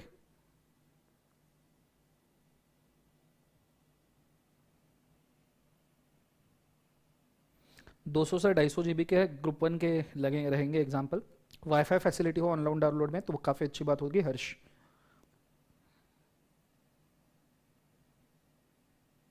हाँ नियरली रिजल्ट तक ही होंगे Kanika, we don't know exactly, पर 15 लेक्चर्स हम टेंटेटिवली मैक्स लेके चल रहे हैं। चलो डन एवरीबॉडी। आई गेस सबको आइडिया क्लियर हो गया होगा कि मैं क्या कह रहा हूँ, ठीक है। अब मैं बढ़ रहा हूँ आगे, पूरा ध्यान बोर्ड के ऊपर मुझे चाहिए, कंसंट्रेट करना डबल ट्रिपल, क्योंकि अगली चीज और भी तहलका है, ठीक है। सब चीज छोड़ दो, कमेंट्स करना छोड़ दो, पेन पेंसिल रख के बैठ जाओ, बिकॉज अब हम कंटेंट वाइज और लेवल वाइज भी एक स्टेप आगे बढ़ रहे हैं, ठीक है। आई होप सो अभी आप रेडी हो अगले क्वेश्चन को टैकल करने के लिए, ठीक है। तो मुझे पूरा ध्यान बोर्ड के ऊपर चाहिए। सवाल है और बहुत अहम सवाल है, यहां से डिस्कशंस थोड़े से टेक्निकल और थोड़े से सीरियस होंगे, ठीक है। सो मैं सबको पहले ही वार्न कर दूं, अभी आप बच्चे नहीं हो, फाउंडेशन दे चुके हो, consider yourself as a person जो इंडिपेंडेंट इंडिया का नागरिक है, और उसको समझ में आना चाहिए इंडिपेंडेंट इंडिया के नागरिक को लॉ कैसे बनाया जाता है। सो सवाल है, how is law made in India? India में लॉ किस तरीके से बनाया जाता है, ठीक है। अगर मैं आपसे पूछूं लॉ कैसे बनाया जाता है, तो आप बोलोगे सर पार्लियामेंट, प्रेसिडेंट, फिर सर वो लिखना पड़ता है, ठीक है। जिन्होंने फाउंडेशन में मेरे लेक्चर देखे होंगे उनको तो पता है मैंने ऑलरेडी कैसे बनता है, ठीक है। तो वो लोग इमीडिएटली आ जाएंगे, सर ऐसा ऐसा ऐसा ऐसा, मेरे को मालूम है ऐसा ऐसा। सो ये चीज को आपने याद रखना। सीएस एग्जीक्यूटिव के लिए पीडी आने वाली है, गाजी हुसैन जल्दी आएंगे, 1-2 महीने मेरे को दे दो, 1-2 महीना, उसके अंदर आपकी आ जाएगी पीडी, डोंट वरी, ठीक है। 2 महीने थोड़ा सा वेट कर लेना, पर बहुत क्वालिटी लेक्चर्स देंगे हम सीएस एग्जीक्यूटिव के लिए भी, ठीक है, कंपनी लॉ के। So how law is made India, ये बहुत बड़ा सवाल है। तो आप बोलोगे पार्लियामेंट ये वो सब फलना ढकना। जब हम कहते हैं ना हाउ लॉ मेड, और आप सीधा जंप कर रहे हो पार्लियामेंट पे, तो आप सबसे पहले गलती कर रहे हो, बहुत बड़ी गलती कर रहे हो। इंडिया में हाउ लॉ मेड ये समझने के पहले आपको ये समझ में आना चाहिए कि इंडिया में लॉज कितने टाइप के होते हैं। आपको लॉ के टाइप से नहीं पता और आप ये बोलोगे कि पार्लियामेंट, प्रेसिडेंट, तो किसी काम की चीज नहीं। आपने भले ही फाउंडेशन में किसी से भी पढ़ा हो, विथ ऑल ड्यू रिस्पेक्ट उनके खिलाफ मेरा कुछ नहीं है, पर आप सीए इंटर में मेरे पास आए हो तो ये मेरी नैतिक जिम्मेदारी बनती है कि मैं आपको सही चीज बताऊं। हाउ लॉ इज मेड के पहले आपने एक सवाल खुद के लिए पूछना चाहिए कि कितने टाइप के लॉज होते हैं बच्चों। ये बड़ा सीरियस सवाल है, कितने टाइप के लॉज होते हैं, कैटेगरीज ऑफ लॉ क्या होती है। तो मैं उस बेसिक कंटेंट से शुरू करना चाहूंगा कि भैया कैटेगरीज ऑफ लॉ कितनी होती है। थोड़ा सा मैं फोल्डर ओपन कर दूं मेरा, जिसके अंदर ये सब चीजें मैं मेंशन करके रखी हुई है, लिख के रखी हुई है, चार्ट्स बना के रखे हैं, सो दैट इसके अंदर हमारा समय ना जाए, ठीक है। सीएस सीएमए के लिए भी मेरे लेक्चर शायद आएंगे दिलीप, सेम आंसर, थोड़ा 1-1.5 महीना वेट कर लो, मैं इनके लिए भी प्लानिंग कर रहा हूं, ठीक है। सो मैं आ जाऊं सीए इंटर में, थोड़ा समय लेगा लैपटॉप बहुत दिनों बाद, क्योंकि वन नोट के मैं पेजेस खोल रहा हूँ। इंटर की लास्ट बैच हमने फरवरी में ली थी, सो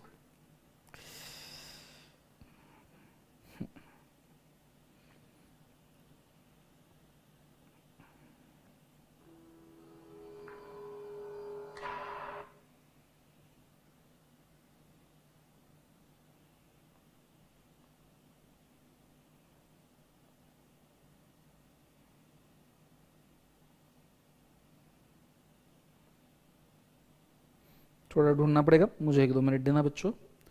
जो सही अच्छा सा चार्ट बनाया हुआ है वो मैं आपको पढ़ाना चाहूंगा, ऐसी हवा में कुछ भी नहीं पढ़ाना है।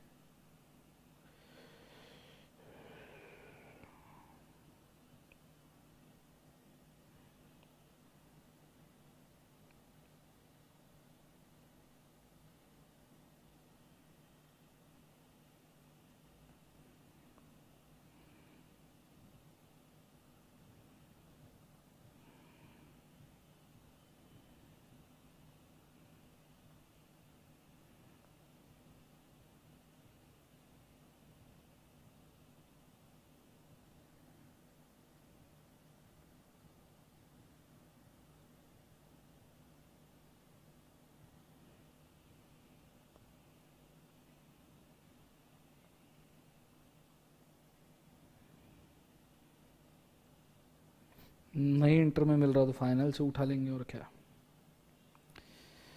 यहाँ पे भी मिलना चाहिए जरूर, पर बेसिक लेक्चर तो दिख रहा है।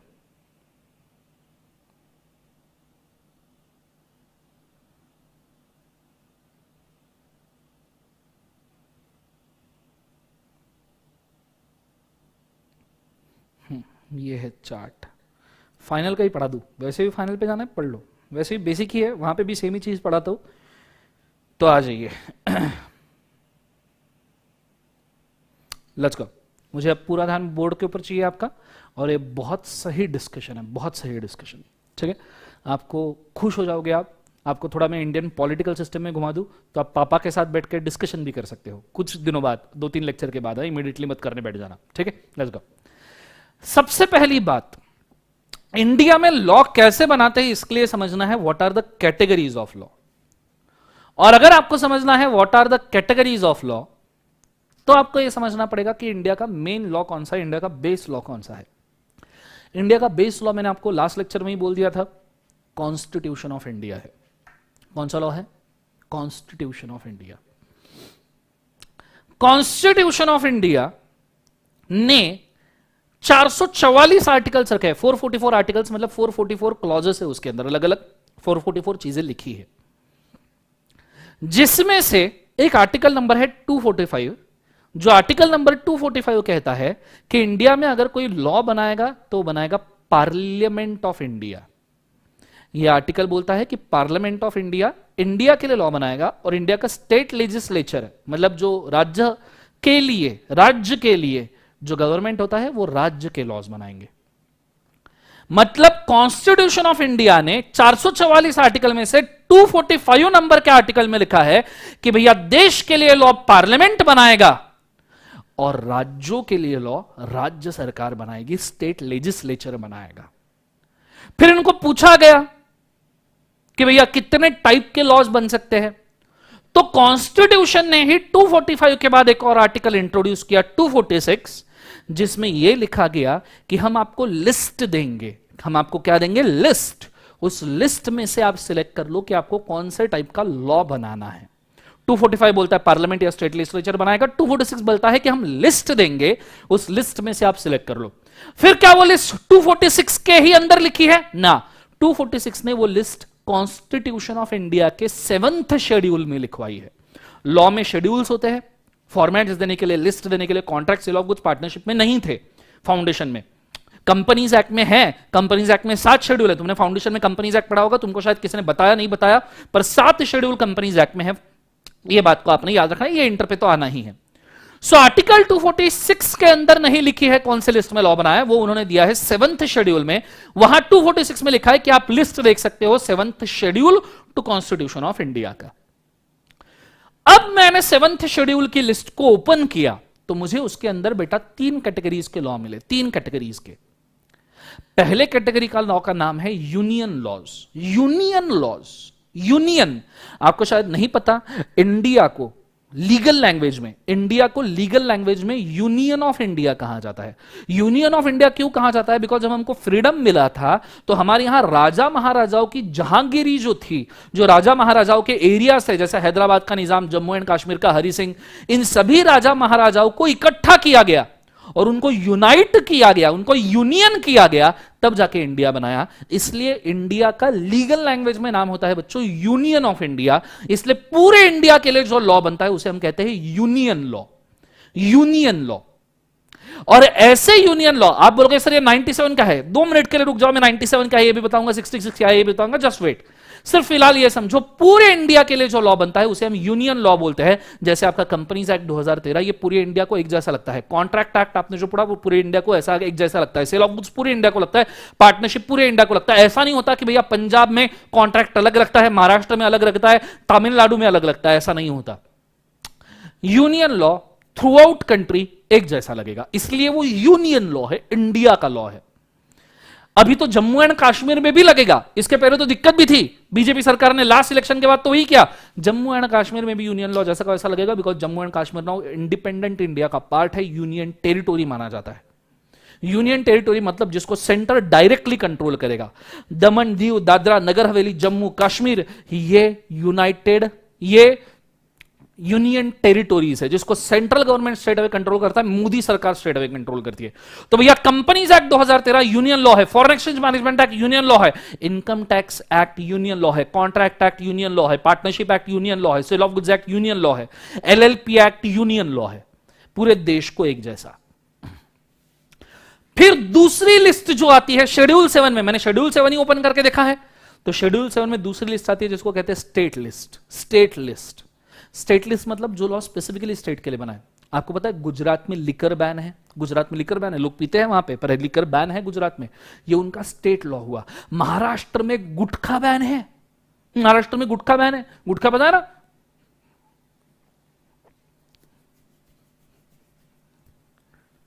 महाराष्ट्र में गुटखा बैन है, समझ में आ रहा है तुमको? आप स्वच्छ भारत, सॉरी स्वच्छ भारत, महाराष्ट्र में गुटखा बैन है, बोलो जुबा केसरी, जुबा केसरी, दाने दाने में केसर का दम, ठीक है, जुबा केसरी।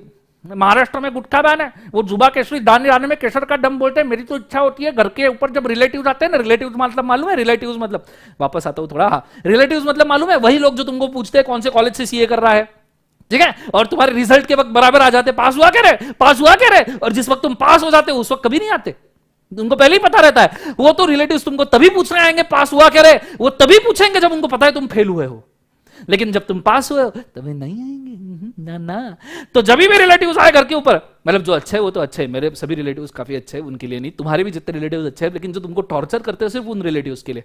कभी अगर ऐसे रिलेटिव्स घर पे आए तो उनको खीर, घर पे खीर बनाना अच्छी एकदम, और उसके अंदर डाल देना विमल, बोलो जुबा केसरी, बोलेंगे क्यों, तो बोलना दाने दाने में केसर का दम, खीर में केसर डलता है, ये लो विमल, समझ, दाने दाने में केसर का दम, समझ में आ रहा है। सो यह गुटखा बैन है महाराष्ट्र के अंदर। महाराष्ट्र में क्या बैन है, गुटखा। बिहार में भी लिकर बैन है, बिहार में यकीन नहीं होता पर है, बिहार में भी लिकर बैन है। अब मुझे एक सवाल का जवाब देना, गुजरात में लिकर बैन होने से, बिहार में लिकर बैन होने से, महाराष्ट्र में गुटखा बैन होने से क्या पूरे इंडिया में बैन हुआ है? इंडिया में धड़ाले से चल रहा है, महाराष्ट्र में गुटखा नहीं चलता, हालांकि महाराष्ट्र में भी लोग खाते हैं, मैं तो देखता भी हूं, लेकिन बैन है लीगली, पर देश भर में यह बैन नहीं हुआ है। महाराष्ट्र में बैन होने से देश भर में बैन नहीं हुआ, इसलिए तो वो अजय देवगन जी बोलो जुबा केसरी करते हुए टीवी पे आते हैं। अगर पूरे देश में बैन हुआ तो अजय देवगन जी आएगी क्यों टीवी पे? ठीक है, ये होते हैं स्टेट लॉ, जैसे गुटखा, दारू वाले लॉज, लॉटरी वाले लॉज, बिकॉज लॉटरी का इनकम भी स्टेट को जाता है, कोऑपरेटिव सोसाइटी वाले लॉज ये स्टेट बनाती है। क्लियर है, यह है दूसरा लिस्ट। और तीसरा होता है concurrent laws. Concurrent, sir what is concurrent law? जो सेंटर को भी यूनियन को एक जैसा लगेगा, पर स्टेट को कुछ पावर होते हैं उसके अंदर चेंजेस करने के। जैसे इसका बेस्ट एग्जांपल जो तुम्हारे सिलेबस में है, GST, good night sweet dream take care. नालायको, good night sweet dream take care नहीं, goods and service tax act 2017, GST. समझ में आ रहा है सबको? हाँ ना, ये है वो लॉ जीएसटी जो सेंटर और स्टेट को अलग अलग लगता है। आप कभी होटल में खाना खाने जाओ तो आपको होटल में सीजीएसटी करके लिखा हुआ होगा, वो होता है 2.5%, और लिखा होता है एसजीएसटी बिल के ऊपर, वो होता है 2.5%। सीजीएसटी सेंट्रल गवर्नमेंट का मतलब यूनियन का टैक्स, एसजीएसटी मतलब स्टेट गवर्नमेंट का टैक्स, और ये दोनों अलग अलग भी माइट भी हो सकते हैं। जैसे सीजीएसटी 10% हो, एसजीएसटी 5 ही हो, सीजीएसटी 5 हो तो एसजीएसटी 10 हो। ये पावर स्टेट को देके रखे। This is a concurrent law जो सब स्टेट और सेंटर मिलकर अपना अपना डिसाइड कर सकते हैं। This is what is the categories of law. Sir मजाक करे हो, ऐसी लिस्ट तो हमने जिंदगी में नहीं देखी, पूरा फाउंडेशन पढ़ लिया, 5 लॉस पढ़ लिया, हमने नहीं देखी।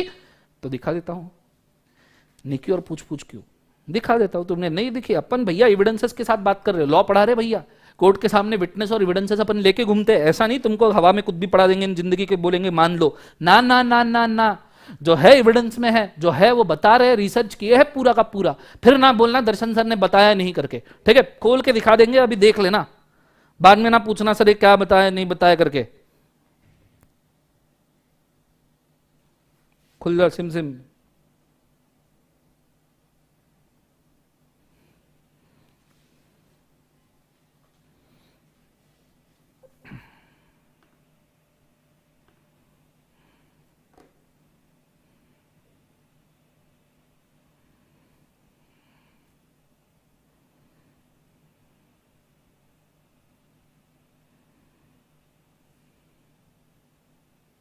तीन चार यूनियन लिस्ट खुल गई इसकी तो। हाँ ये देखिए 7th शेड्यूल, मैंने बोला ना 7वें शेड्यूल में लिखा है, साथ में मैंने आर्टिकल नंबर 246 भी बोला, भैया एविडेंस में बात करेंगे हम, विटनेस वगैरह लेके, ठीक है, कोर्ट के सामने खड़े, तुम हमारे जज हो, तुम्हें पता है, ठीक है। 7th schedule article 246 union list, list number 1 union list बोले थे, कितने बोले थे मैंने एंट्रीज? 97 नंबर लिखा था, याद है? ये देखो ये टोटल 97 एंट्रीज है। सर कैसे मान ले? ये 97 सब्जेक्ट्स है बेटा, ये 97 सब्जेक्ट्स है जिन सब्जेक्ट्स के ऊपर लॉ बन सकता है। ये चीज को आपने याद रखना, 97 सब्जेक्ट्स है जिनके ऊपर लॉ बन सकता है। इसमें से आपका जो कंपनीज एक्ट बना है ना, वो है एंट्री नंबर 43, एंट्री नंबर 44, पढ़ लो कंपनीज एक्ट का एंट्री 3, 43, 44, ये आपको याद रहना चाहिए। यूनियन लिस्ट के एंट्री 43, 44, सब्जेक्ट 83, 43, 44 में, 83 नहीं सॉरी 43, 44 में यूनियन लिस्ट के कंपनीज एक्ट बना है। आपको कॉन्ट्रैक्ट सेल ऑफ गुड्स भी इन सबके ये लिस्ट के अंदर कहीं ना कहीं मिल ही जाएगा। एक बार जरा गूगल से डाउनलोड करके चेक कर लेना, incorporation, regulation, winding up of trading, corporation, corporation मैंने बॉडी कॉर्पोरेट का डेफिनेशन बोला था, कंपनी, कॉर्पोरेशन, एलएलपी, ठीक है, including banking company, insurance company, financial corporation, but not including cooperative society. Incorporation, regulation and winding up of the corporations whether trading or not with object confined to one state but not including universities. ये है भैया आपका companies act के incorporation के दो entries 43 44. Banking regulation act जो बना है, बैंकिंग रेगुलेशन एक्ट, उसका एंट्री नंबर है 45. बिल ऑफ एक्सचेंज, आप जो निगोशिएबल इंस्ट्रूमेंट एक्ट पढ़ने वाले हो उसका एंट्री नंबर है 46. इंश्योरेंस एक्ट का है 47. Security exchange board of India securities contract regulation act का है 48. पेटेंट कॉपीराइट डिजाइंस एक्ट का है 49 एंट्री नंबर. उसके बाद में weights and measures act, standard weights and measure act करके इंडिया में एक लॉ था जीएसटी के पहले, अभी भी है आई गेस, एंट्री नंबर 450. इसमें आपको सब लॉज मिल जाएंगे जो इंडिया में सेंट्रल गवर्नमेंट लेवल पे बने हुए हैं. ये देखो, एक्सपोर्ट इंपोर्ट वाले लॉ, कल्टीवेशन मैन्युफैक्चरिंग वाले एक्सपोर्ट इंपोर्ट, अच्छा नार्कोटिक ड्रग्स, साइकोट्रॉपिक सब्सटेंसेस, अफीम वाले लॉ, क्लियर है, ये सब इसके अंदर है. सभी के सभी 97 ऐसे सब्जेक्ट्स दिए गए हैं जिन 97 सब्जेक्ट के ऊपर गवर्नमेंट ऑफ इंडिया मतलब मोदी सरकार जितने चाहिए उतने लॉज बना सकती है. 97 पे एंड हो गया. यह है यूनियन लिस्ट. स्टेट लिस्ट में 66 लिखा था मैंने, यह है स्टेट लिस्ट. पुलिस से रिगार्डिंग लॉ, पब्लिक ऑर्डर से रिगार्डिंग लॉ, महाराष्ट्र की स्टेट, हर एक स्टेट का अलग अलग पुलिस होता है. Maharashtra police, Punjab police, Delhi police अलग अलग होते हैं, इसलिए पुलिस के लॉज पहले आ जाते हैं. इसके अंदर आपको लोकल गवर्नमेंट, सभी गुटखा पान मसाला वाले सब, इंटॉक्सिकेशन ऑफ लिकर, लिकर से रिगार्डिंग मैंने बोला था ना, लिकर वगैरह के ये जो लॉज है वो गुजरात में बैन है, बिहार में बैन है, इसी के अंदर बने हैं. स्टेट के नियरली 66 सब्जेक्ट है, नियरली क्या 66 सब्जेक्ट है जिसके ऊपर स्टेट खुद के लॉज बना सकती है, जो पूरी इंडिया में एप्लीकेबल हो ना हो, स्टेट में एप्लीकेबल हो सकते हैं. 66 एंट्रीज, बात खत्म. जीएसटी कॉन्करेंट लॉज, ये इसके अंदर आते हैं. कॉन्करेंट लॉज जो सेंट्रल और स्टेट को अलग अलग, जैसे insolvency, bankruptcy code, CA final पे आएगा, क्लियर है, that is a concurrent law. Administration वाले लॉज, आईएएस ऑफिसर वगैरह इनके वाले लॉज, ड्रग्स से रिगार्डिंग लॉज, सभी ऐसे 47 अलग अलग टॉपिक्स है, 47 अलग अलग एंट्रीज है जिसके अंदर आपके कॉन्करेंट लॉ बन सकते हैं. अगर आपको यह पता है तो फिर पढ़ने में मतलब है लॉ कैसे बनता है, उसके पहले हाथ भी ना लगाना. यह चीज फाउंडेशन में ही पता होनी चाहिए थी, क्योंकि आपने सेंट्रल लॉ ऑलरेडी पढ़ चुके हो, यूनियन लॉ ऑलरेडी पढ़ चुके हो. फाउंडेशन में प्राइमरी लेक्चर ही मैं ये लेता हूं, लॉ क्या है, क्या फैक्टर है और कैसे बनता है. ये तुम फाउंडेशन में 5 लॉज अगर पढ़ लिए और तुमको पता ही नहीं लॉ कैसे बनता है, तो तुमने क्या पढ़िया. पास हो गए, पास तो भैया कोई भी हो जाता है, पास होने में दिक्कत नहीं है, जो रट्टू पोपट है वो भी पास हो जाता है, उसने भी रटने में मेहनत की है. तो ये चीज बेसिक, नाम नहीं डुबाना है बेटा, सीए बनना है, वो भी इथिक्स वाला. मैं आपको एक आज ही मूल मंत्र देता हूं सीए बनने के लिए, एक सीए बनने के लिए मूल मंत्र देता हूं. नॉलेज से जिस दिन तुम सीए बन जाओगे उस दिन इंस्टीट्यूट भी तुमको पास करने पे मजबूर हो जाएगा, ऑप्शन नहीं है, याद रखना. नॉलेज से जिस दिन तुम सीए बन जाओगे उस दिन इंस्टीट्यूट भी मजबूर हो जाएगा तुम्हें पास करने के लिए. हाँ, एक हाथ सब्जेक्ट में कम, एक हाथ सब्जेक्ट में ज्यादा, पर नॉलेज से बनो. मैंने ऐसे भी लोग देखे हैं जिन्होंने मेरे पहली बैच का पहला स्टूडेंट, शैलेंद्र नाम था उसका, सीए फाइनल नहीं हुआ था, पर बंदा 30 लाख 40 लाख रुपए पर एनम कमा रहा था, साल का 30-40 लाख रुपए कमा रहा था, बिना सीए बने प्रैक्टिस कर रहा था, क्योंकि नॉलेज से ऑलरेडी बन गया था. अब इंस्टीट्यूट के एग्जाम पास करना उसके लिए सिर्फ फॉर्मेलिटी थी. सीए वो कर क्यों रहे हो, एनीवेज घर की लाइफ, खुद की लाइफ मेंटेन करनी है, पैसा कमाना है, तो अगर नॉलेज तो ऐसे भी कमा सकते हो. समझ में आ रहा है मैं क्या कह रहा हूं, ये चीज को याद रखना. नॉलेज से जिस दिन सीए बन जाओगे इंस्टीट्यूट ने पास करना सिर्फ फॉर्मेलिटी है, आपको खाने पीने के तो वांदे नहीं आएंगे, मस्त लग्जरी में लाइफ जाएगी. नॉलेज से बन जाओ पहले, क्लियर, ये चीज को याद रखना. चार्ट में आपके सामने रखना चाहता हूं बच्चों, कैसा लग रहा है ये मुझे जरूर बताना, समझ में आ रहा है क्या, क्योंकि टेक्निकल एनालिसिस है. बहुत सारे नए बच्चे होंगे जिनके सामने मैं पुट कर रहा हूं, पर मैं उनको डिस्टर्ब नहीं करना चाहता, इसलिए मैं पूछ रहा हूं, मुझे बताना आपको समझ में आया या नहीं आया. गो फॉर इट फास्ट बच्चों.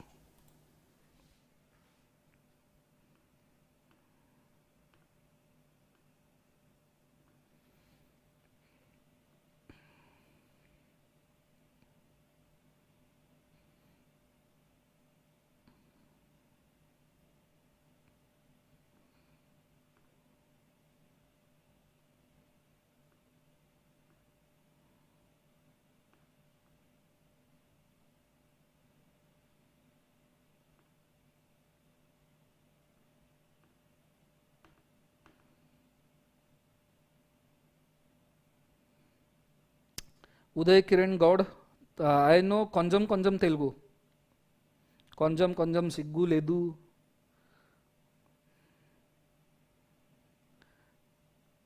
చాలా తెలుగు ఈజ్ వెరీ బ్యాడ్, చాలా బ్యాడ్.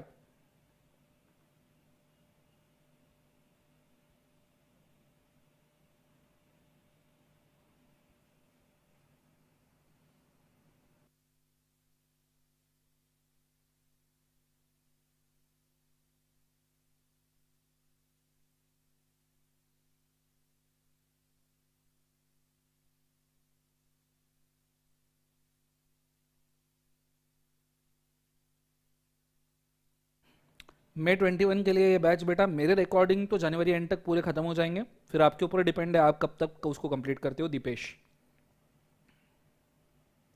यस बेटा.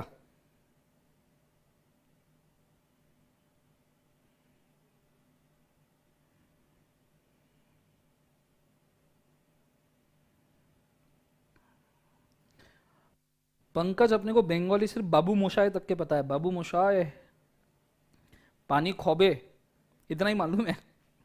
और पानी पीबे, जलम खोबे, ऐसा कुछ है ना. चलो फटाफट लिख लो बच्चों.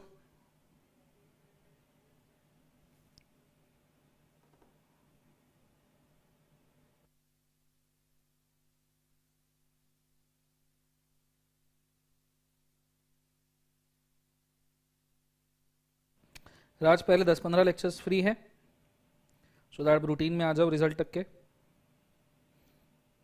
ऑनलाइन डाउनलोड विनीता शुरू हो जाएगा नियरली 5 जनवरी से, मेरा एटलीस्ट लॉ का, बाकी लोगों का उनके हिसाब से है, बाकी टीचर्स का, पर लेक्चर चलते रहेंगे ऐसे ही. नवंबर 21 वाले इसको ले सकते हैं, प्रोवाइडेड 10 सितंबर को यूट्यूब पे जो अमेंडमेंट आएगा वो आप देख लो. अंकित फर्स्ट लेक्चर देखना, ये सेकंड लेक्चर है, फर्स्ट लेक्चर देखना.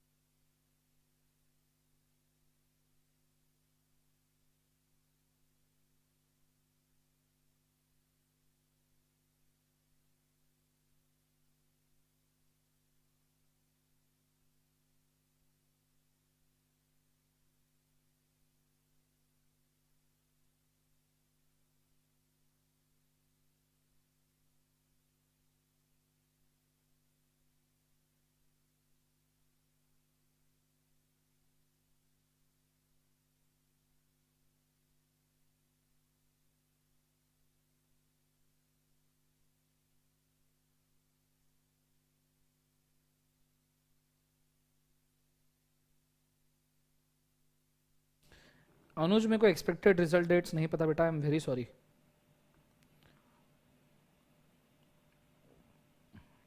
अभी ऑनलाइन डाउनलोड मिलेगा प्राची, नियरली 10 जनवरी को हम पेन ड्राइव शिप करेंगे. आप ऑनलाइन डाउनलोड लो तो बेटर रहेगा, इसमें आपकी सेविंग्स भी हो जाएगी थोड़ी, अगर आपके घर पे वाईफाई वगैरह है तो दैट विल बी बेटर. नीचे जो लॉल दिया है वो मत लिखना, आपने सिर्फ सेंट्रल प्रोसेस ऑफ पार्लियामेंट तक के ही लिखना है. जीएसटी कॉन्करेंट लॉ है, सेंट्रल खुद डिसाइड करेगा, स्टेट खुद डिसाइड करेगा पंकज, उसके हिसाब से ही डिसाइड होगा. 0% अब ये स्टेट और सेंट्रल के ऊपर डिसाइडेड है. अब जिन गुड्स के ऊपर जीएसटी नहीं लगता आप अज्यूम कर सकते हो वो ऑलरेडी 0% में है.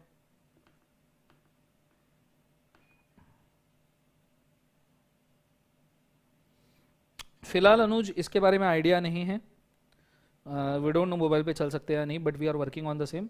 शायद चल सकते हैं, एक बार वी स्मार्ट के वेबसाइट के ऊपर चेक करना डिस्क्रिप्शन में. एज ए टीचर मेरे को आइडिया नहीं है, या एडमिनिस्ट्रेशन में पता रहेगा.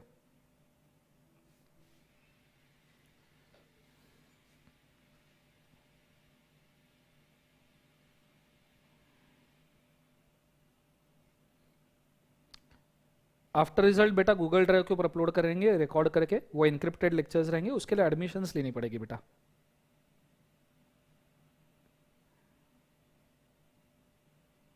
हाँ कोई नया टॉपिक ऐड करना है प्रिंकल तो इसके अंदर ऐड हो जाएगा आगे इसी लिस्ट में, पर नियरली सभी 99.99% सब्जेक्ट इसमें कवर्ड है.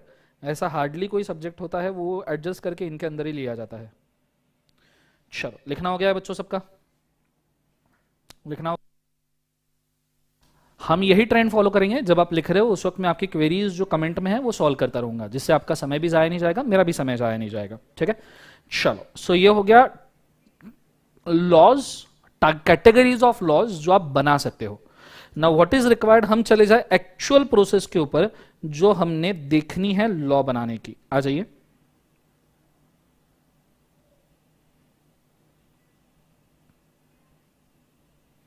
चल लेट्स गो। अब मैं जा रहा हूं एक्चुअल प्रोसेस के ऊपर, जिस प्रोसेस में हम लॉ बनाते हैं। अभी तक तो हमने सिर्फ कैटेगरीज ऑफ लॉ देखा है, but now it is a time कि हम ये देखें। Anuja, sorry I am very sorry, Anuja Ojha, Anuja Ojha, हाँ बराबर। सो अब हम एक्चुअल प्रोसेस देखते हैं जिसके अंदर लॉ बनाया जा सकता है, ठीक है। मुझे पूरा ध्यान बोर्ड के ऊपर चाहिए। इंडिया में जैसे लॉ बनाने के भले ही 3 कैटेगरीज हो, लेकिन प्रोसेस 2 ही है। पहले प्रोसेस का नाम है सेंट्रल प्रोसेस, मतलब ये मेडअप नाम है, ये ऐसा नहीं है कि कहीं लिखा हुआ नाम है, ये मैंने बनाया है, simple as that. Central process, उसमें 2 टाइप के लॉज कवर किए जाते हैं। एक यूनियन लिस्ट के जो लॉज है, हमने देखे थे यूनियन लिस्ट, उसके लॉज सेंट्रल प्रोसेस से पास किए जाते हैं। और कॉन्करेंट लिस्ट के लॉज ये सेंट्रल प्रोसेस के थ्रू पास किए जाते हैं। ये चीज को आपने याद रखना है। दूसरा जो प्रोसेस है उसको हम कहते हैं स्टेट प्रोसेस। कौन सा प्रोसेस बोले एक बार, स्टेट प्रोसेस। और स्टेट प्रोसेस में हम स्टेट लॉज पास करते हैं। स्टेट लॉज जैसे जुबा केसरी वाला लॉ, गुटखा बैन, लिकर बैन, ऐसे, या कोऑपरेटिव सोसाइटीज, लॉटरी वाले लॉज, ये हम इसके अंदर पास करते हैं। क्लियर है सबको, हाँ है ना। ये चीज अगर आपको पता है तो मैं अगले पॉइंट के ऊपर जा सकता हूं। और अगला पॉइंट है प्रोसेस कैसे शुरू होती है। कोई भी लॉ बनाने के लिए पहले उस लॉ का लगता है ड्राफ्ट। कोई ऐसा बंदा लगता है जो उस लॉ को लिखे, उस लॉ के बारे में उसको नॉलेज हो, उसको लिखे। So first and primary step, बहुत टेक्निकल डिस्कशन है, बड़े गौर देना, मैं इसमें पॉलिटिक्स में भी घुसने वाला हूं। कमेंट करना बंद कीजिएगा, पूरा पूरा ध्यान मुझे बोर्ड पे चाहिए। मैं जो जितने भी सवाल आए हैं वो एंटरटेन करूंगा जब सब लिखेंगे, डोंट वरी। सो पहला प्रोसेस होता है बच्चों ड्राफ्टिंग का। ड्राफ्टिंग मतलब लॉ बनाने का प्रोसेस, लॉ लिखने का प्रोसेस, ठीक है। सो फर्स्ट प्रोसेस है ड्राफ्टिंग का। सर ड्राफ्टिंग कौन कर सकता है, कौन लॉ को लिख सकता है? बेटा कोई भी लिख सकता है। सर आप लिख सकते हो? सर हाँ बेटा मैं लिख सकता हूं, बिल्कुल लिख सकता हूं। सर हम लिख सकते हैं? बेटा आप भी लिख सकते हो, लेकिन हम और आप लिखेंगे, हमारा वहां कोई मानेगा नहीं, क्योंकि हमारी कोई पॉलिटिकल पावर नहीं है। तो नॉर्मली लॉ उसने लिखना चाहिए जिसके अंदर धमक हो पॉलिटिक्स में घुसने का या उसको ब्लेंड करने का। फॉर एग्जाम्पल दिल्ली के चीफ मिनिस्टर अरविंद केजरीवाल जी, इन्होंने, दिल्ली के जो चीफ मिनिस्टर है अरविंद केजरीवाल जी, इन्होंने राइट टू इंफॉर्मेशन एक्ट लिखा है। उसको लिखने में इनका काफी पार्ट है। लोकपाल बिल जिसके लिए अन्ना हजारी जी ने अनशन किया था, वो भी अरविंद केजरीवाल जी ने लिखा है। सो अगर, और उस वक्त तो अरविंद केजरीवाल जी कहीं कोई पॉलिटिकल पार्टी भी नहीं चला रहे थे, और उस वक्त ना ही वो मिनिस्टर थे, ना MLA, not even a corporator. वो आईएएस ऑफिसर वगैरह थे, जिसके हिसाब से उनको लगा कि कुछ चेंजेस होने चाहिए, तो उन्होंने लॉ लिख लिए। कंसेप्ट समझ में आ रहा है सबको, हाँ ना। तो पहली चीज, ड्राफ्टिंग कोई भी कर सकता है, थोड़ा उसको एक्सपर्ट नॉलेज हो, सिचुएशन में घुसा हो, सिस्टम को जानता हो, पॉलिटिकल पावर हो, ठीक है। फिर इस लॉ को इंट्रोड्यूस किया जाता है पार्लियामेंट पे और स्टेट लेजिस्लेचर पे। अगर कॉन्करेंट यूनियन लॉ है तो पार्लियामेंट, और स्टेट लेजिस्लेचर मतलब अगर स्टेट लॉ है तो। अब पार्लियामेंट मतलब क्या सर? तो पार्लियामेंट मतलब वही जहां लोग झगड़े वगड़े करते हैं, मारा पीटी करते हैं, ये दनादन फेंको मारो, माइक वाइक फेंक के मारते, चेयर वेयर फेंक के मारते, ऐसा ना, वही तो पार्लियामेंट है हमारा। नालायक सभी के सभी, यही पार्लियामेंट जिसके अंदर लोग नोटों के बंडल खोल खोल के दिखाते हैं घूस दिया करके। वही पार्लियामेंट जहां पे पप्पू जी सोते हैं, सब लोग सोते हैं, फिलहाल तो पप्पू जी मिले हैं हमको, वेरी सॉरी जो पप्पू जी को मानते हैं, सॉरी, ठीक है। वही पार्लियामेंट जहां पे लोग मोबाइल के ऊपर गंदी गंदी पिक्चरें देखते हैं, नालायक लोग, इनको शर्म नहीं आती मोबाइल के ऊपर, अरे कहां बैठे हो, क्या कर रहे हो। वही पार्लियामेंट जहां, अब क्या बोले लाइफ में, क्या बोले, unfortunately we are ruled by these person, ठीक है। अब क्या करें जिंदगी, वही स्टेट लेजर, वही पार्लियामेंट। सो पार्लियामेंट और स्टेट लेजिस्लेचर। सो सबसे पहली स्टेप जो होती है, मैं यहां लिख के रखता हूं, अगर आप यूनियन लॉ पास कर रहे हो, चल जा सिम सिम, ला ला ला ला ला, हैंग हो गया, हैंग ला तो संपला, हाँ आ गया। अरे भगवान, बंदी हो गया, वापस ओपन करना पड़ेगा।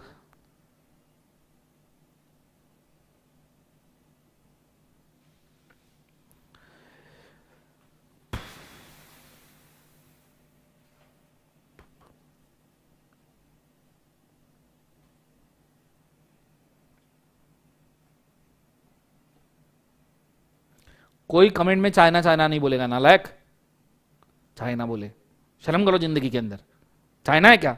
पढ़ा रहा हूं, लैपटॉप है इसलिए जिंदगी चल रही है तुम्हारी और मेरी। चाइना बोले।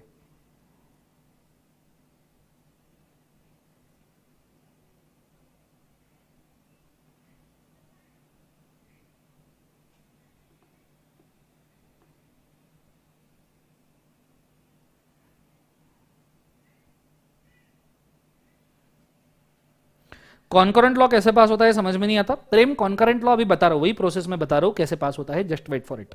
प्रोसेस ही देख रहे हैं अपन। प्रेम चौधरी, नाम है प्रेम, प्रेम चौधरी। खुल जा सिम सिम, समय बर्बाद। आगे मेरे को नहीं मालूम।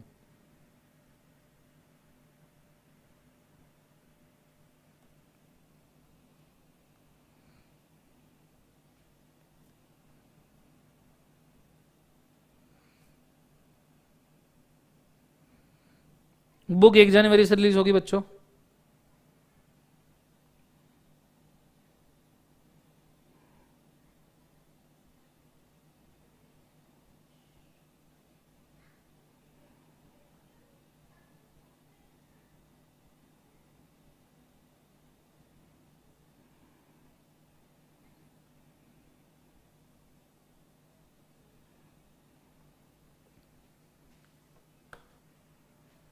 हाँ आ जाइए। सो पहली चीज जो आपको पता होनी चाहिए वो इस लॉ का ड्राफ्टिंग। अब इस ड्राफ्ट के अंदर एक यूनियन ड्राफ्ट बनेगा और दूसरा ड्राफ्ट है कॉन्करेंट ड्राफ्ट, जैसे जीएसटी का ड्राफ्ट। प्रेम जी आप कॉन्करेंट लॉ के बारे में पूछ रहे थे, मैं यूनियन कॉन्करेंट साथ में ही बता रहा हूं। फिर इधर जो स्टेट लॉ के अंदर प्रोसेस है उसके अंदर बनते हैं बेटा स्टेट लॉ के ड्राफ्ट। स्टेट लॉ के ड्राफ्ट कंसेप्ट समझ में आ रहा है सबको? ये चीज को याद रखना। फिर ये ड्राफ्ट इंट्रोड्यूस किया जाता है पार्लियामेंट में। अगर सेंट्रल और कॉन्करेंट लॉ है तो इंट्रोड्यूस किया जाएगा पार्लियामेंट में, और स्टेट लॉ है तो इंट्रोड्यूस किया जाएगा स्टेट लेजिस्लेचर में। ठीक है। फिर उसके बाद में अगली चीज, इन लॉज का इन जगह पे फर्स्ट रीडिंग होता है। जो फर्स्ट रीडिंग आप सेंट्रल लॉ का लोगे वो लोगे in front of MPs, members of parliament के सामने आप इनका रीडिंग लोगे। और जो आप स्टेट लॉ का रीडिंग लोगे that is in front of MLAs, member of legislative assembly, मतलब स्टेट गवर्नमेंट के जो आमदार और खासदार बोलते हैं ना, विधायक मतलब आमदार, खासदार जिसको हम बोलते हैं एमपी, मेंबर ऑफ पार्लियामेंट, इनके सामने आपको रीडिंग लेना पड़ेगा। क्लियर है? ये होने के बाद में इसके ऊपर पब्लिक खुद के कमेंट्स देगी। मतलब ये एमपी एमएलए कमेंट देंगे, ओपन पब्लिक कमेंट देगी, पर पब्लिक तो पागल है, पब्लिक तो कोई भी कमेंट दे सकती है। जैसे सेंट्रल लॉ के ऊपर इंडियन पब्लिक कमेंट देगी, इंडियन पब्लिक कमेंट्स देगी। स्टेट लॉ के ऊपर स्टेट की पब्लिक कमेंट देगी, उस राज्य की पब्लिक। जैसे महाराष्ट्र के अंदर गुटखा बैन करना है तो अजय देवगन को नहीं पूछेंगे, मतलब अजय देवगन यहां के रहते हैं तो उनको पूछ लेंगे, पर महाराष्ट्र की पब्लिक को पूछेंगे, बाहर के लोगों को नहीं पूछेंगे। क्लियर है कंसेप्ट? पर पब्लिक पागल है, पब्लिक कुछ भी कमेंट कर सकती है। सोनम गुप्ता बेवफा है, विनोद, क्लियर है कंसेप्ट? टाडा कुत्ता टॉमी, साडा कुत्ता कुत्ता, पब्लिक कोई भी कमेंट कर सकती है। बोलो हाँ है ना? तो ऐसे सिचुएशन में हमको इसको फिल्टर करने के लिए बिठानी पड़ती है कमिटीज। सो ड्राफ्टिंग है, इंट्रोडक्शन है, रीडिंग है, कमेंट है, पासिंग है। सो इसको डिस्कशन करेंगे कमिटी की तरफ से। किससे डिस्कशन करवाएंगे? कमिटी। ये कमिटी एक्सपर्ट लोग होते हैं, तगड़े लोग होते हैं। शायद आपको नहीं पता, मैं एक छोटा सा एग्जांपल दे दूं। हमारे सिलेबस में कंपनीज एक्ट 2013 है। आपको पता है कंपनीज एक्ट 2013 बनाने के लिए 3 कमिटीज की प्रस्थापना की गई थी। 3 बड़े लेवल की कमिटीज बनी थी, तगड़े लेवल की। एक सेकंड,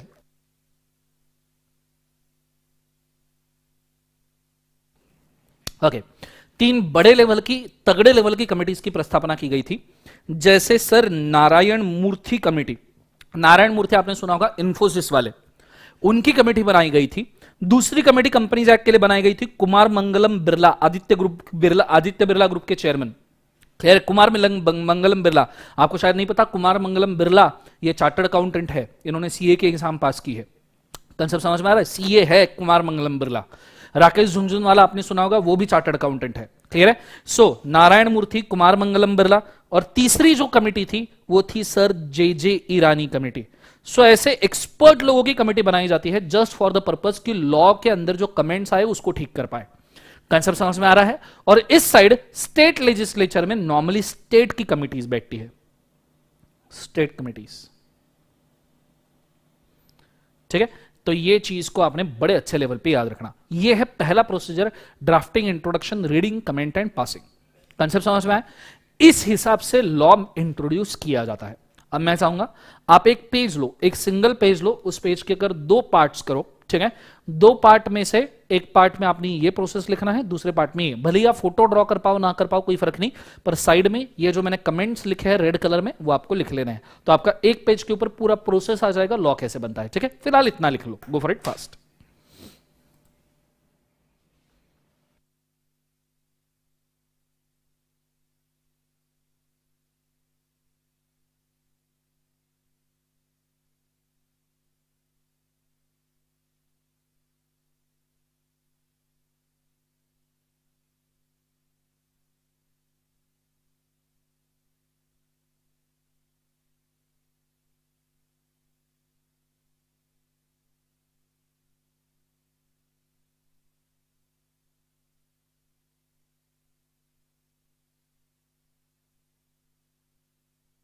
और 10-15 मिनट चलेगा दीपिका, 11:45 तक आज हम खींचेंगे क्योंकि मेरे को कंटेंट क्लियर करना है आज।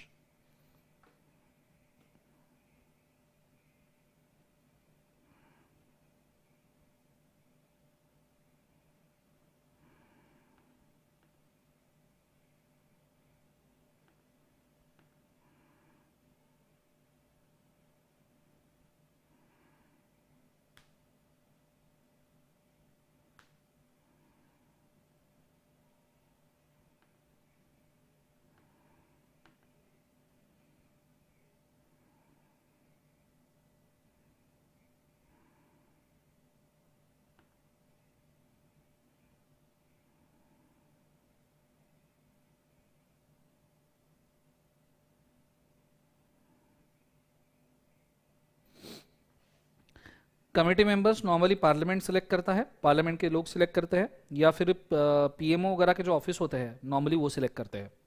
इसको लिख लो फटाफट, लिखना हो जाए तो कमेंट में बता देना। पिंकी भाई अपने को रिजल्ट की डेट नहीं पता, आइडिया नहीं है। सुधांशु जीएसटी के लेक्चर डीटी के बाद शुरू होंगे।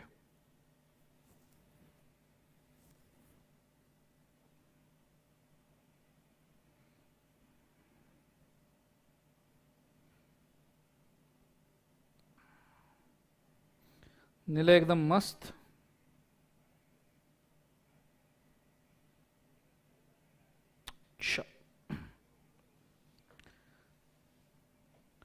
अगर आपका लिखना नहीं हुआ तो स्क्रीनशॉट निकाल लीजिए अभी, मेरे को आगे बढ़ना जरूरी है। 11:30 ऑलरेडी बज चुके हैं पर अपने को कंटेंट लेना जरूरी है। अच्छा, अब जो डिस्कशन करने जा रहा हूं खुद को बकल अप करो, छोड़ना नहीं है, क्योंकि अब जो डिस्कशन है वो बहुत जबरदस्त डिस्कशन है। मुझे पूरा ध्यान तगड़ा लेवल पे बोर्ड के ऊपर चाहिए। एक बार कमिटी ने लॉ पास कर दिया, हाउस द जोश, हाय सर, हाउस द जोश, लिखो कमेंट में हाय सर। ठीक है, फटाफट लेट्स गो, बहुत बढ़िया। सो एक बार कमेटी ने लॉ पास कर दिया। देखो पार्लियामेंट पे पहले लॉ का रीडिंग हुआ था, पार्लियामेंट ने उसको अप्रूव नहीं किया था, पार्लियामेंट ने सिर्फ रीड किया था। अब वापस से कमिटी से फिल्टर होने के बाद वापस से लॉ आएगा पार्लियामेंट में और स्टेट लेजिस्लेचर में, पर इस बार दो डिफरेंट हाउसेस के ऊपर आएगा, दो अलग अलग हाउसेस के ऊपर लॉ आएगा। क्लियर है? सो अब बड़े अच्छे तरीके से ध्यान देना, दो डिफरेंट हाउसेस पे लॉ आने वाला है। पहले हाउस का नाम है बच्चों लोकसभा, पार्लियामेंट में लोकसभा, और दूसरे हाउस का नाम है राज्यसभा। लेकिन अपना पेपर तो इंग्लिश में है सर, लोकसभा राज्यसभा थोड़ी लिखेंगे, तो लिख लो बच्चों हाउस ऑफ पीपल, HOP। ये भी नहीं चल रहा, हे भगवान, ए भगवान, ए मां शक्ति, ए मां पेन नहीं चल रहा है, मां शक्ति, मां।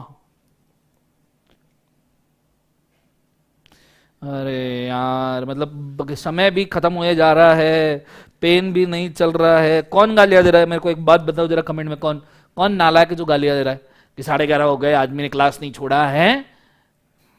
ए माँ शक्ति, पेन भी नहीं चल रहा, हे भगवान अभी क्या करें, रुको। ठीक है, चीजें वर्कआउट नहीं हो रही है फिलहाल।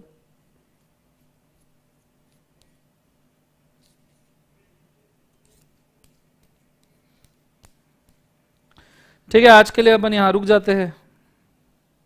टाइप नहीं कर सकते बेटा, वो टच स्क्रीन वाला लैपटॉप है। ठीक है, आज के लिए हम यहां रुक जाते हैं।